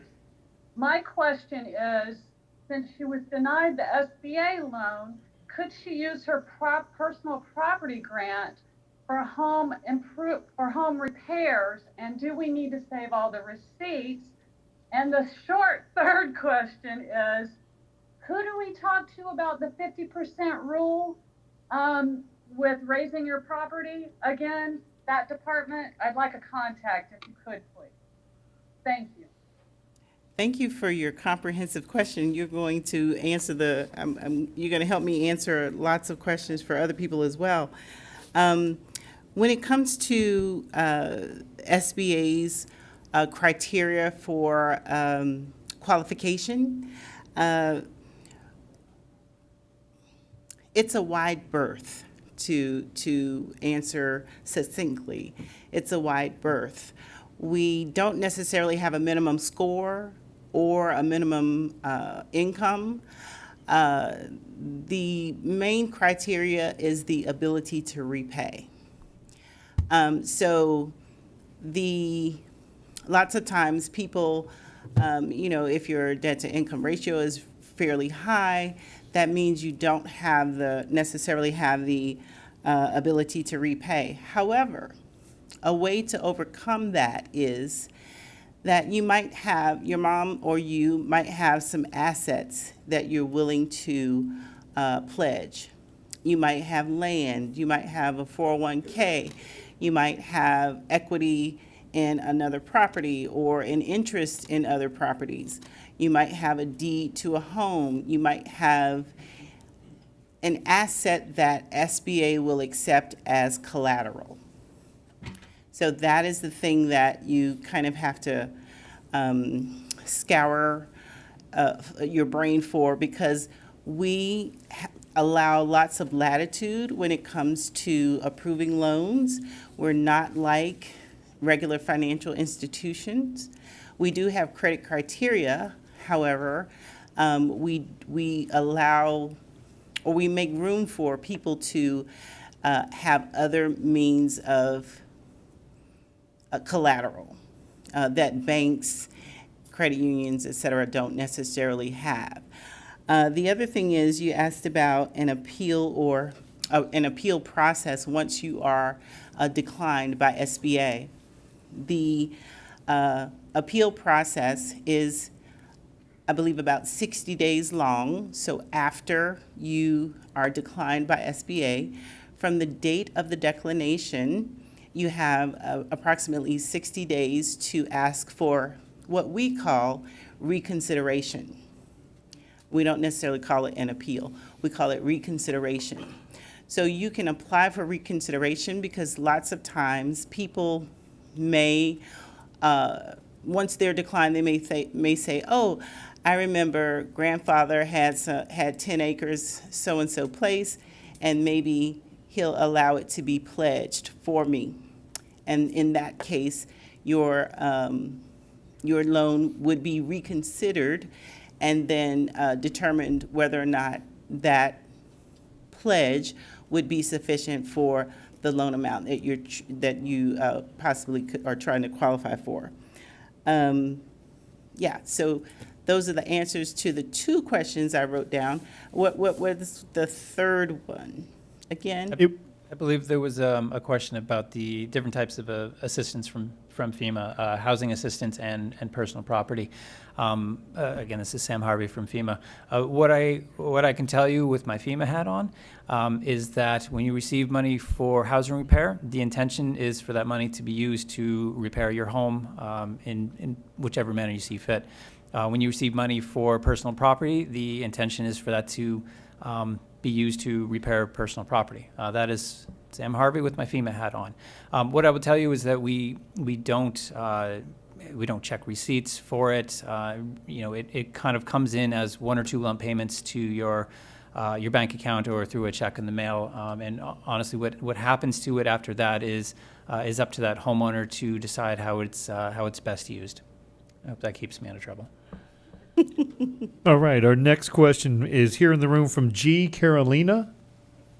Oh, okay. Jackie Key, and she'll be followed by Johnny DeMarco Jr. Good evening. I have a two-part question. First, I have a statement.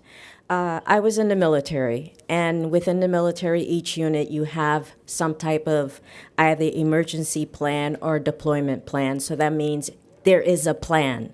Okay, there are people who are responsible for certain actions and people who are responsible for making sure everyone is notified and that there's good communication. I find like the biggest problem we're having at the state, local, as well as the federal level is I don't think that there's a plan that is communicated to all members of the community. And not only that, part of the emergency management plan is having these partnerships with the community so that they know what's going on. And there is no point of where's the housing, where are the trailers? We don't know. Ask FEMA. Well, FEMA doesn't know. So who orders the trailers and why aren't they here? Why weren't they sent? Now, if we can send linemen from all over this country to come here and to provide services, why aren't we sending the trailers ahead of time? This is unexcusable because there are people living in trailers who have lost their homes. There are people who are living in mole-infested houses. And yet everyone says, I don't know. It's ridiculous.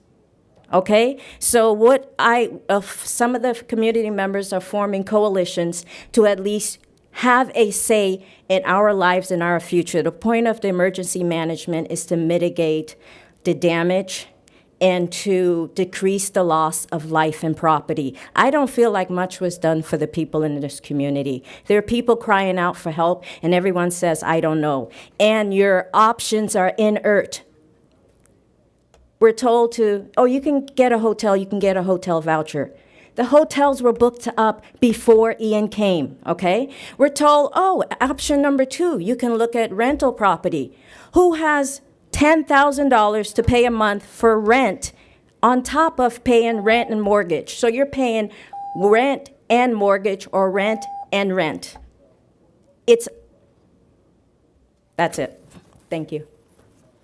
So my question is, where are the trailers and when are they coming here?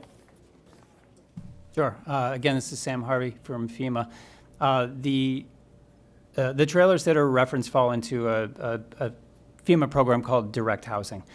Direct Housing is part of it's one of the many suites of options for temporary housing, longer-term temporary housing. The request for that has to come through the state of Florida to FEMA so that process can mobilize the trailers, mobilize the contracts to haul and install and all that. All of that is part of the state's housing plan that they continue to develop. The reason that I don't have an answer is because an answer has not been landed on yet. It's not that folks aren't aware of the program. It's that they are trying to move forward in a holistic and equitable way. So I know that it's not immediate, and it's not intended to be an immediate solution either. Yes. So I'm not blaming you in that sense, but again, we have officials, we have people who are being paid. I don't think, is there anyone up here who's volunteering your time and you're not being paid to be here? So we have so many people who are being paid our tax dollars to come up with solution ways to help us to save our lives and to save our homes, but you're being paid and you're not doing your job. That's what I have a problem with. You're being paid. I volunteer to do this, so no one's paying me, but yet I'm up here doing it, and I'm coming up with solutions, I'm coming up with plans, and I'm working with people to do your jobs. whoever is in charge, whether it's DeSantis, whether it's locally, it doesn't matter. The point is everyone is being paid and you're not doing your job. And this to all leaders, not just for you. Thank you. All right, our next question here in the room is from Johnny DeMarco Jr., and then we have one more question on Zoom from Teresa Anderson Huston. Mr. DeMarco Jr. Hi, my name is Johnny DeMarco. My question is for Sam at FEMA. When we all rent, the three of us rent a home. Of course, we all got floodwaters. All of our stuff was damaged, so we all applied for disaster assistance to FEMA. We were approved, and then we got a call from FEMA saying that if you cash the check, you're going to be responsible for recoupment. And I asked why, and they said that the owner of the home should have had flood insurance, and therefore they made a mistake because it's the individuals and families or individuals and households program. So when there's 3 individuals living in a house, all 3 individuals can't apply. Only one person can apply per address. And I just don't understand that since we all lost our stuff, why can't we each individually apply? And why were we told we had to pay the money back through recoupment because we all applied at the same address? Gotcha. Again, this is Sam Harvey. Sorry to hear about your damages. The way that FEMA looks at the individuals and households program is at that household level. So even if there are, in your situation, 3 people living under the same roof, essentially. My girlfriend and a roommate. Yeah, so we look at that as that is one household. And now that doesn't mean that everybody has to be related, even if somebody is subletting. We still look at that as one household. But what will happen is that the inspector will look at, okay, all of your stuff was damaged, so we'll tabulate that. All of the other members' stuff was damaged, and we'll tabulate that. So rather than looking at it as 3 separate individuals applying and receiving a smaller amount, you'll apply as one household and receive sort of the cumulative amount for that. In regards to your other issue, I am disheartened to hear that a mistake was made on our end. If again, I don't know the specifics of the case without looking at it, but what We're told if the homeowner didn't have flood insurance, that we wouldn't be covered because by law they were supposed to carry it. So what might have happened, and did you apply for FEMA assistance in a previous disaster, Hurricane Irma?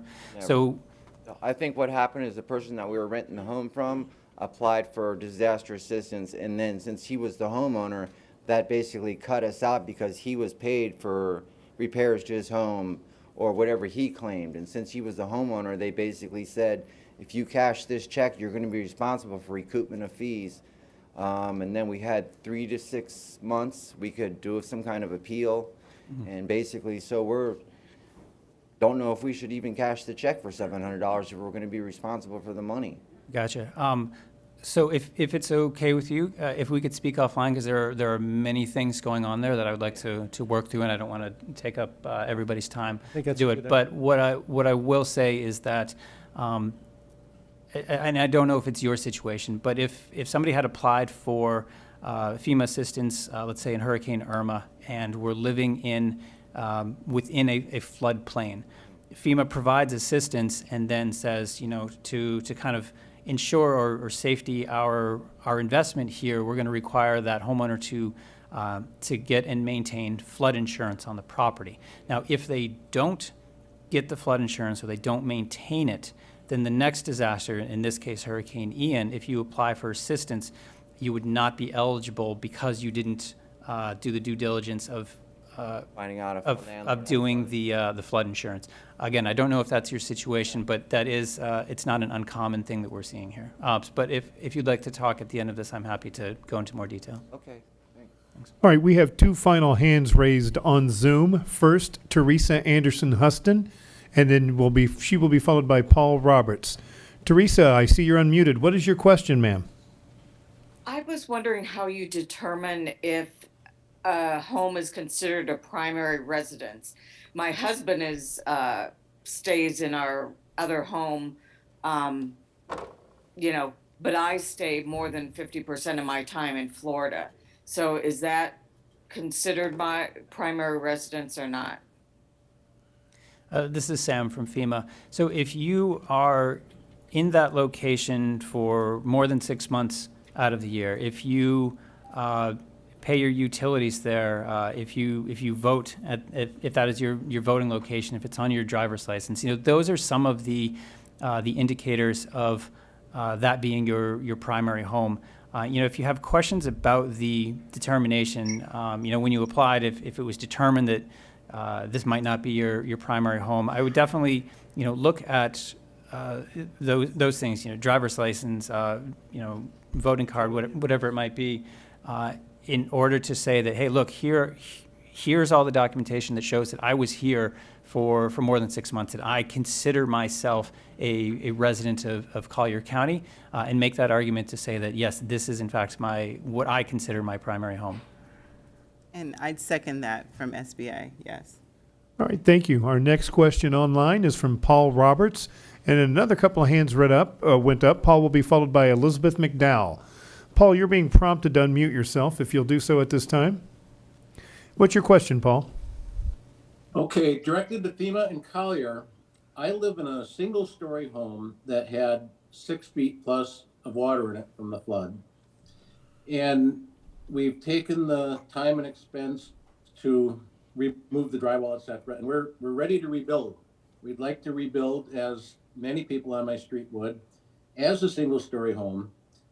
There are many elderly there that can't afford to do anything but we can't rebuild because of permits, et cetera. So my question is, can we rebuild as a single-story home, or will we be forced to rebuild to present code, which would then put us in a home that would likely be over $1 million and unaffordable to most of us in single-family homes? And what is the process to determine that going forward?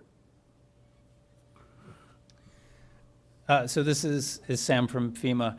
I don't want to speak out of turn, because a lot of that has to do with the county or municipal permitting process to determine, what is the amount of damage that allows you to rebuild as is, or what is the amount of damage that requires you to, make improvements to get out of that. So I don't know if we have anybody from the county that wants to speak to that. We're going to go get him right now. Okay.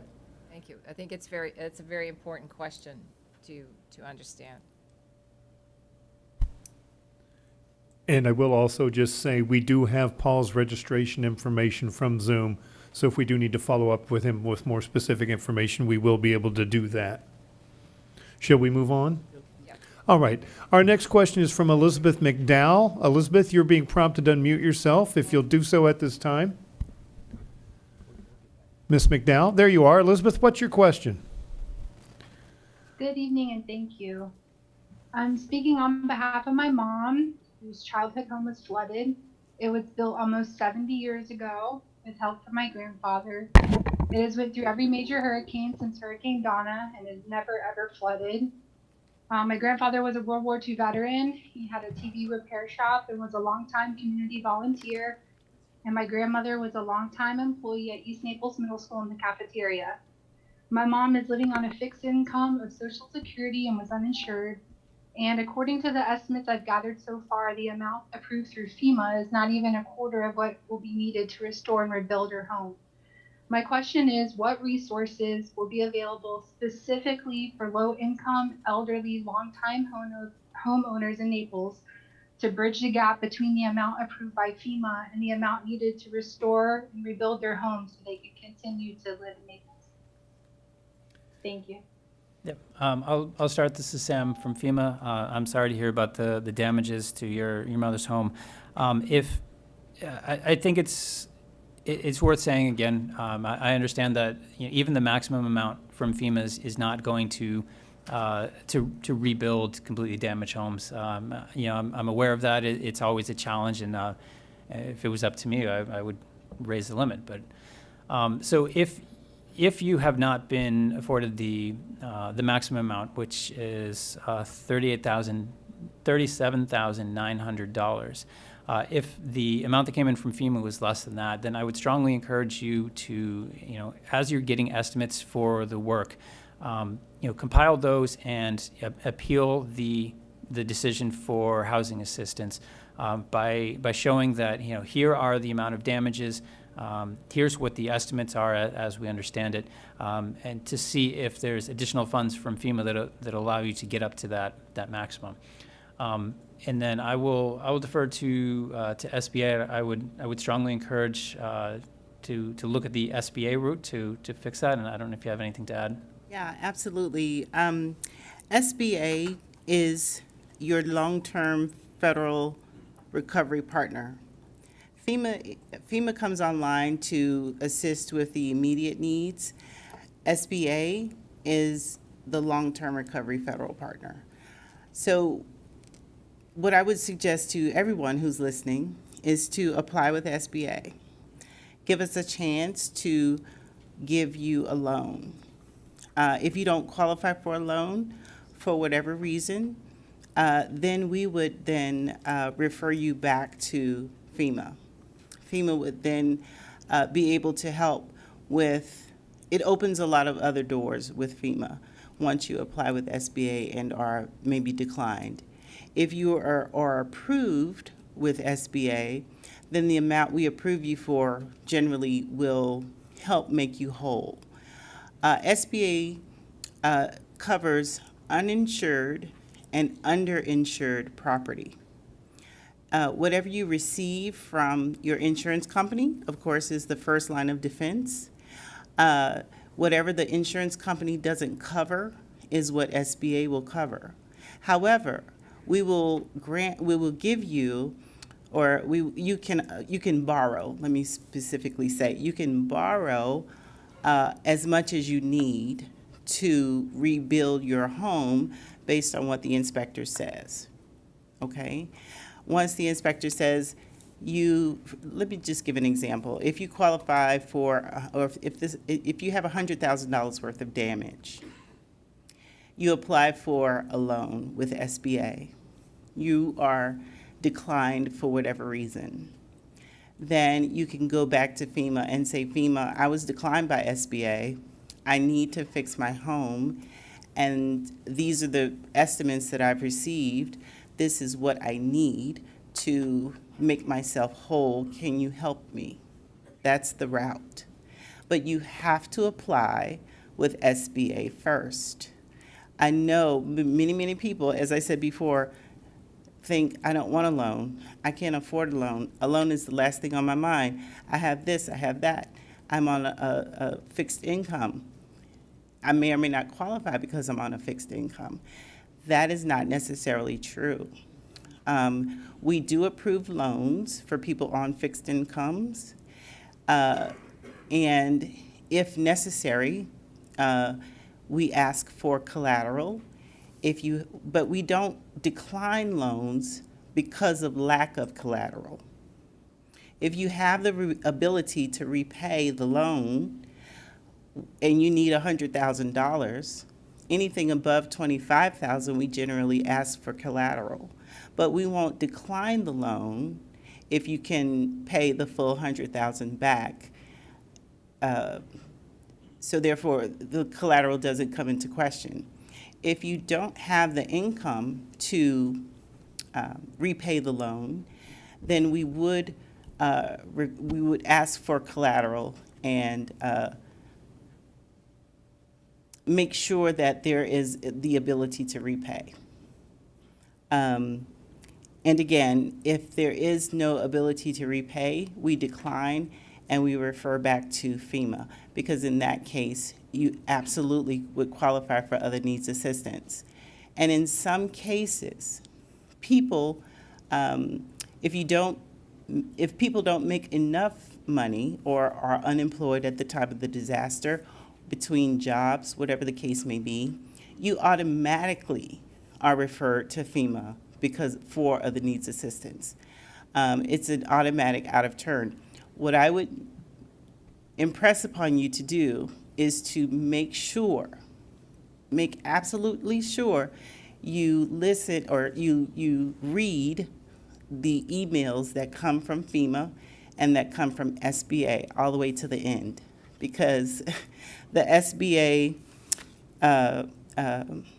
referral comes generally at the end of the letter FEMA sends to you to say, this is our communication with you, and then the next step is to apply with SBA. That paragraph is generally at the end of the letter. So please read all of the communications that you receive from FEMA and from SBA thoroughly and all the way to the end. All right. Troy, hang on just a second before you get to the next speaker. The last speaker had a question, and I believe you've got the contact information. Yes. Just to let that person know, someone from our county staff will be talking to them. I'm not sure if that'll be later tonight or first thing in the morning, but rather quickly. So that person's question will be addressed. I wondered if Mr. French just could come up in about 3 sentences, kind of lay out the formula, and then everybody can call him up and ask him to explain it another, because it can be that succinct. Maybe. While he's walking up, I want to alert the person. The next Zoom caller is registered via phone number. If your last 4 digits of your phone number are 9233, we will be prompting you to unmute shortly. Mr. French? Hi, good evening. For the record, my name is Jamie French. I'm your department head for growth management and community development. I also am your floodplain administrator for Collier County. With me tonight is Chris Mason, who's our floodplain coordinator, and we do have floodplain coordinators in all of the locations that were named this evening. So when it comes to the 50% rule, it is in your model floodplain ordinance, and it is also identified within the FEMA substantial damage, substantial improvement document that they've published. But it's also identified within the Florida Building Code. So there's not a whole lot of leeway. There is a 50% document that would be required that would be submitted with a permit application in adherence with the Florida Building Code, and your building official would be required to administer that. So there's 3 parts to that: local ordinance, you've got the national guidance, and also your state building code. 50% rule is simply this: we take the property appraiser data, we adjust that by a market inflator that we discuss with FEMA. Typically, it could be a range, being that the property appraiser data we know is dated and is behind, or it could be done by private appraisal.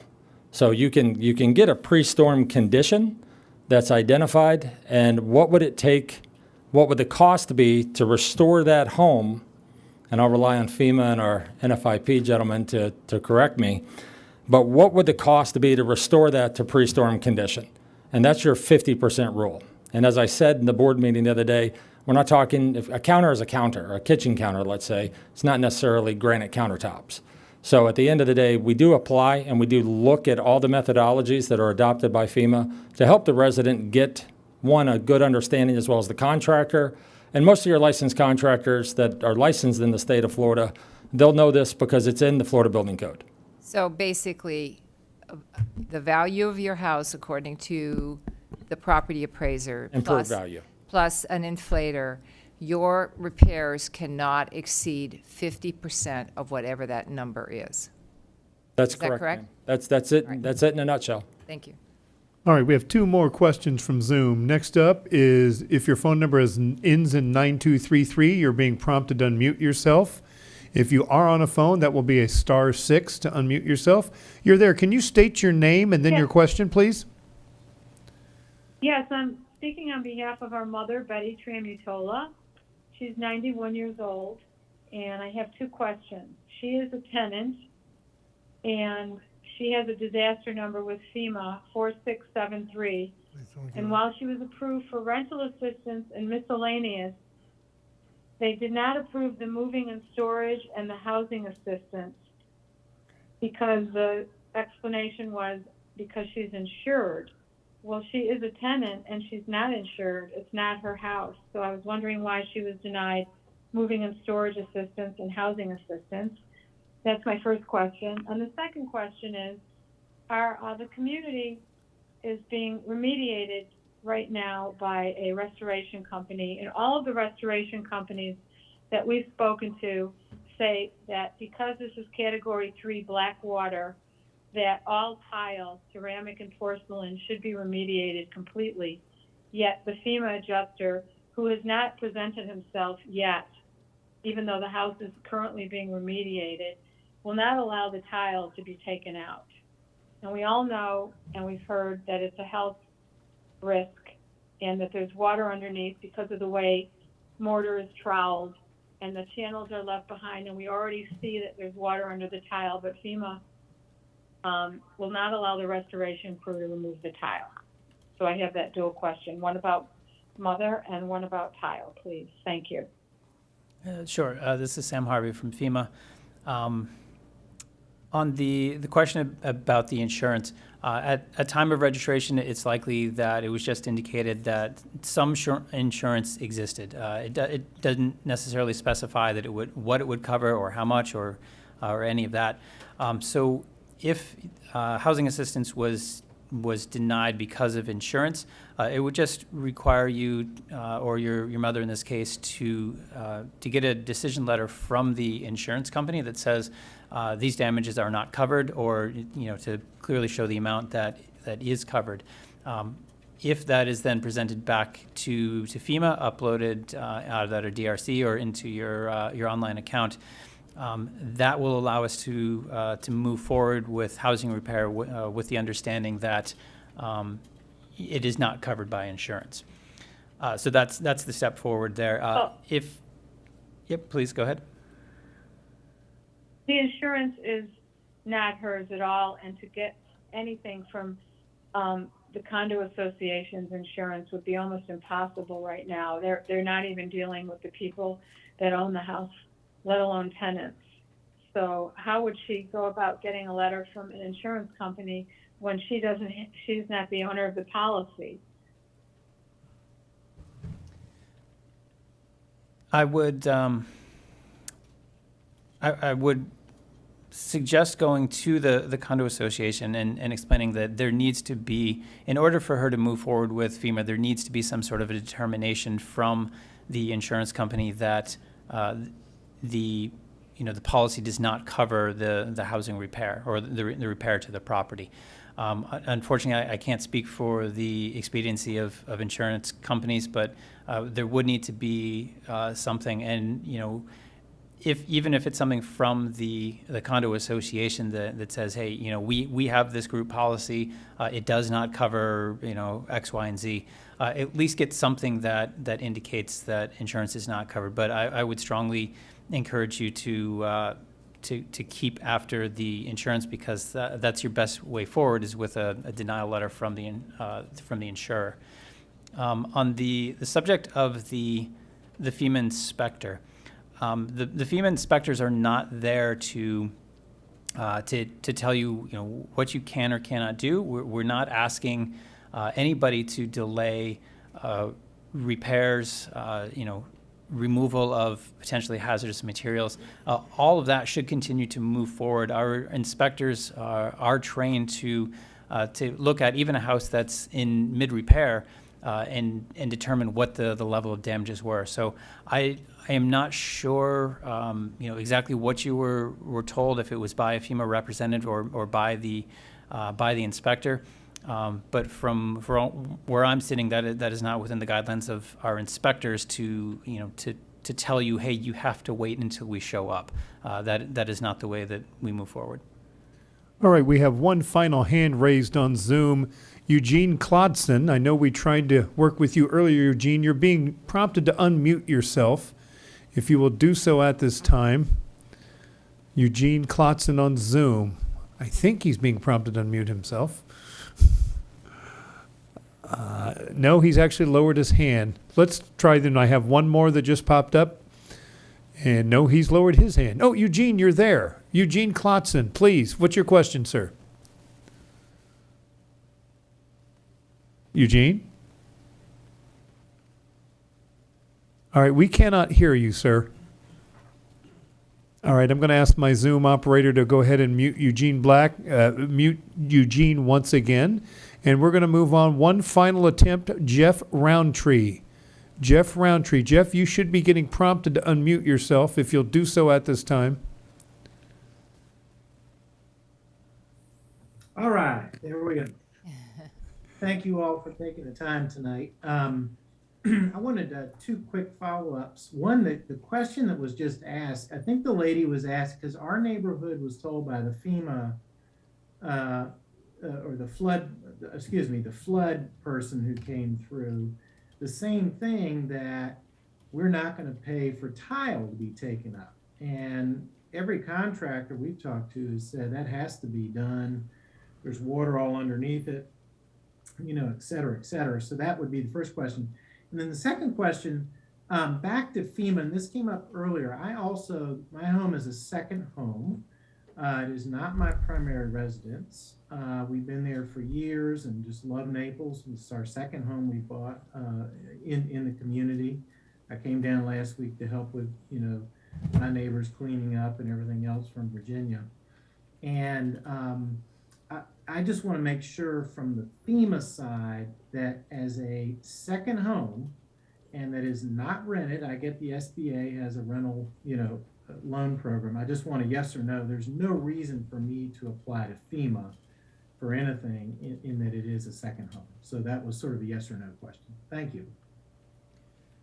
Yeah, this is Sam from FEMA. I will address the second part, and I don't know if you can address the first part.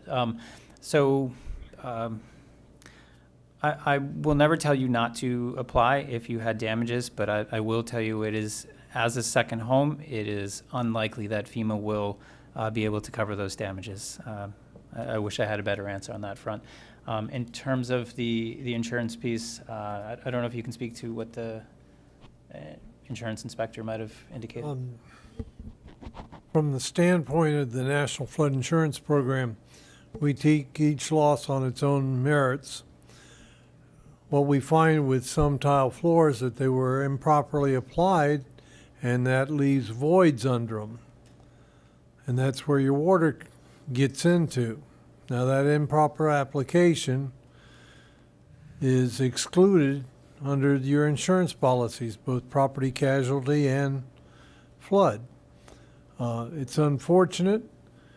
I typically tell policyholders, do not take up the tile until the adjuster looks at it, because they'll be able to determine whether it was applied, and if necessary, the NFIP will reimburse the insurance carrier for having a structural engineer look at it to determine whether the tile needs to be removed or not. Now, we will pay for regrouting it and all, and there was a comment made that it was Class 3 water.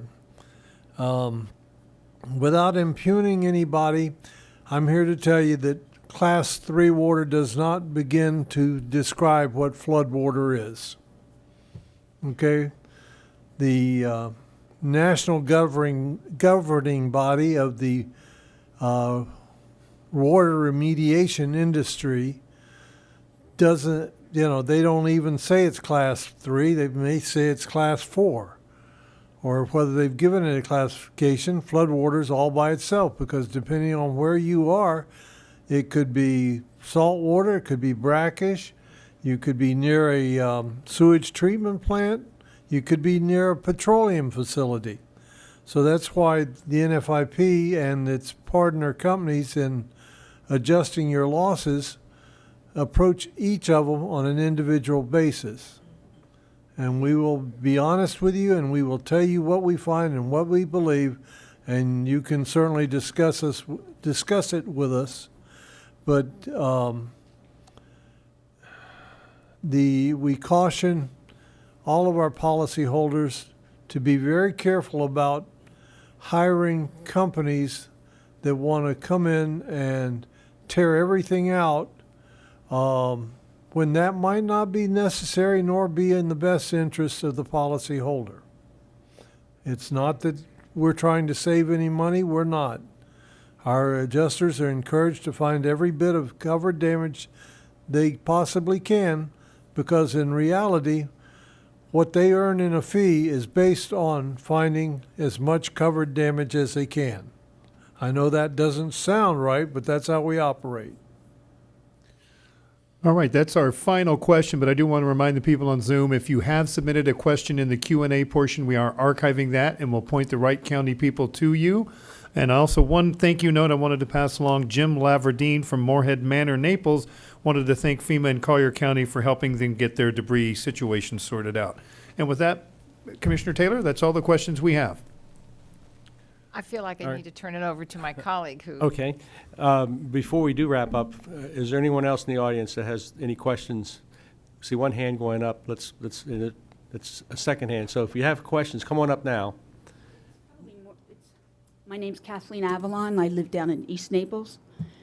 And it's more a comment. I keep hearing about you go online, you use your electronics, you have a phone, you have this. These people don't have any communication, you know? I mean, I thought FEMA had mobile units that like go into communities that, and I know the suffrage up north. I know it's bad, but just down the road from me is a community that I was just introduced to, and I don't know nothing from nothing, but these people, it's awful. I mean, they have nothing, and they were flooded.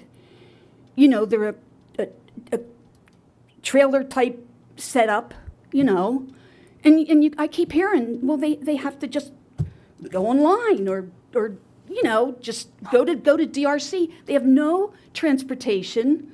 They have no communication. I came from Lely. I was going to go there, and I said, no, I'm going to come here. Because, as he said, there was no one there. Well, I guess there was no one there because no one knows about your town hall.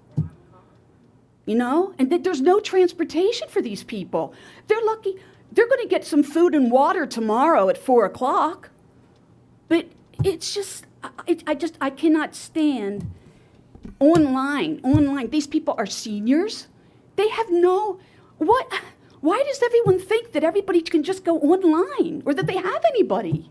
Let's see if there's any response to that from our FEMA representative. It's not just FEMA. I'm addressing it to my Collier County All right, and we have, people. and Mr. Summers, maybe you could come on up quickly to address that as well, because I think that is a good point. We do have folks that don't have access to. And I can speak to that. And yes, you're right. I do lean more heavily on the online, mostly because you don't have to wait on the phone or wait potentially at a DRC.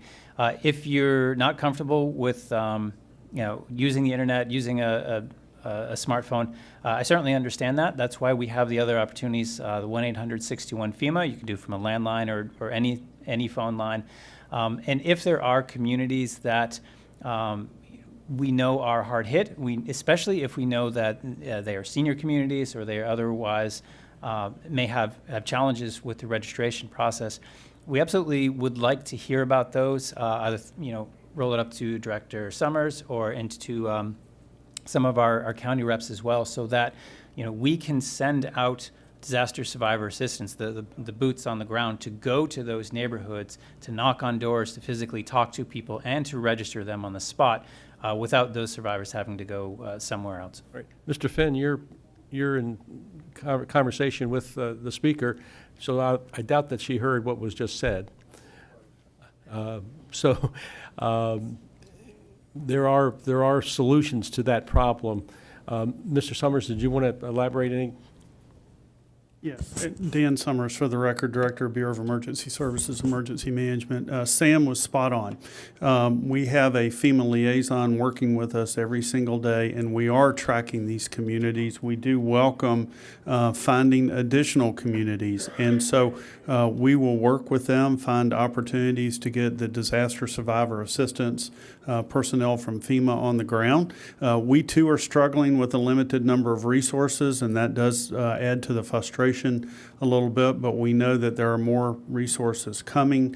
We want to continue, and we have made our state partners aware that we wanted more disaster recovery centers, and we wanted some mobile applications as well, and we hope to continue to fulfill that. So Thank you. Your point is very valid, and we absolutely want to get to everyone as quick as we can. And we are aware that there are some enclaves, as was mentioned before, that need assistance, and we welcome that, and we will scout that, so to speak, and make sure we make a plan to do our best to get resources there.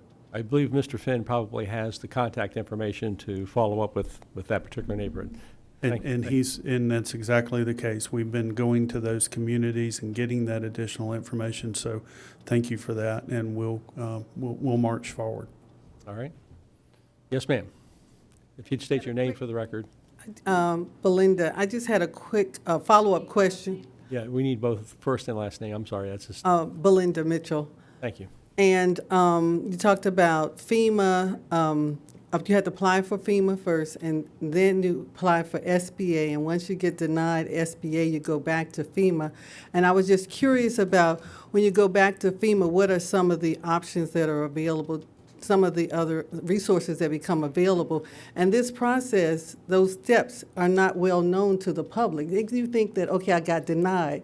They don't know to go back. And so I was just wondering if you were thinking about better communication so people understood the different steps in advance, because there's so many people that think, oh, I didn't get but $700, that's the end, or they denied me, that's the end. They don't know these other options. So that's all. Sure, and this is Sam Harvey. I can speak to that a little bit. Thankfully, most of those processes are automated. They're not initiated, or they don't have to be initiated by that survivor. The only step that does have to be initiated by the survivor is the application with SBA, the initial application with FEMA, and then the application with SBA. If SBA determines that they are not eligible for a loan, that survivor does not have to take additional steps. It's all on the back end between SBA and FEMA that applicant is referred back to the FEMA system. To get to your question about what other options might be, it falls into what we call our other needs assistance. That's where you get into your personal property, so your clothing, your home furnishings, the other items that were in the store, or in the home, so not the four walls and the roof. There's also options for things like medical, dental, if they're not covered by insurance, automobile, so if your car was damaged, moving and storage, childcare, and a few other items that I listed before in terms of a chainsaw, a generator, CO2 detector. So there are a lot of unique items. So as you're having that discussion with the FEMA inspector, or if you're talking to a representative at a DRC or online, I would make sure that you fully explain to them what damages you incurred, even if you think they're a little further down the line, because you want to make sure that we understand what your story and your full picture of your loss was. I'm going to give everybody. Ashley Jones with the Salvation Army. One more question, or more of a comment, Sam, I forgot to mention. When we've been helping those that are undocumented apply in the system, you can apply if you have a child in the home that's 18 years of age or younger. So there's, I think, a glitch possibly in the system because it can't verify the child. So one day we had to turn away 9 individuals, and they're having to go to the DRC. So I just wanted to bring that to your attention. Maybe that's something that you could help us get fixed, because again, that's another barrier for those that do not have transportation. They don't have the ability to get to the DRC. We haven't been able to fix that. I think we could probably call in, but the last time we called, again, everyone's trying to call in. It's a long wait time, and when we have lines trying to help, we can't always sit on there for an hour or two. So if that's something you could help us with, we'd greatly appreciate it. Thanks. Sure, and you did bring up an excellent point that I hadn't mentioned.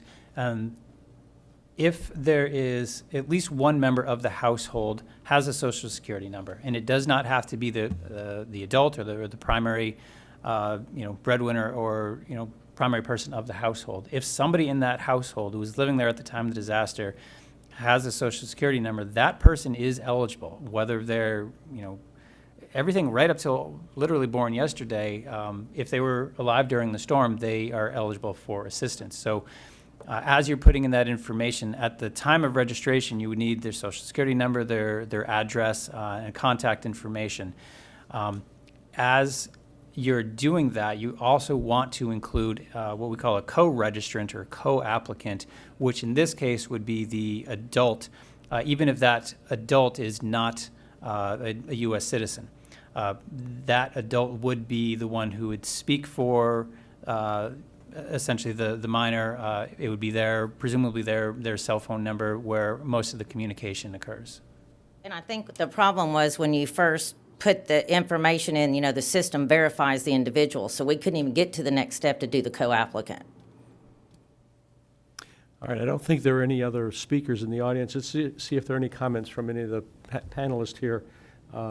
Any closing comments? Oh, okay. You moved closer, I wondered. Well, yes, a few closing comments. First of all, thank you so much, our American Sign Language interpreters, Lisa Den and Deb McLean. Thank you very much.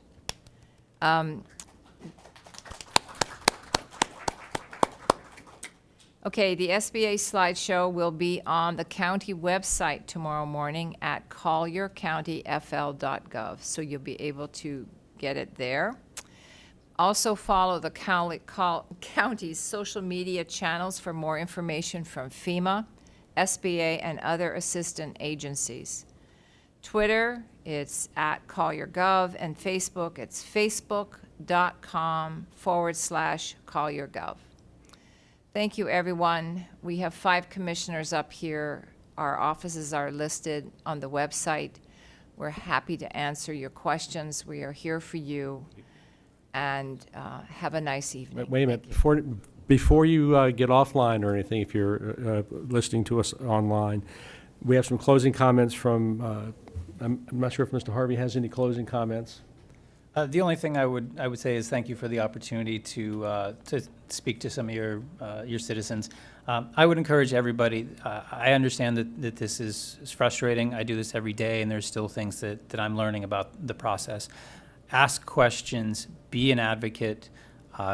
Speak to somebody at a DRC. As I mentioned, there are over 600 FEMA representatives in the state, and I assure you, we're all trying to find a way to get you to yes. So thank you for the opportunity. Mr. Tinsley, anything to add? I'd also like to thank you for the opportunity to be here. If people have questions concerning flood insurance, one of the phone numbers to call is 877-336-2627, or contact the insurance company that provided your flood insurance.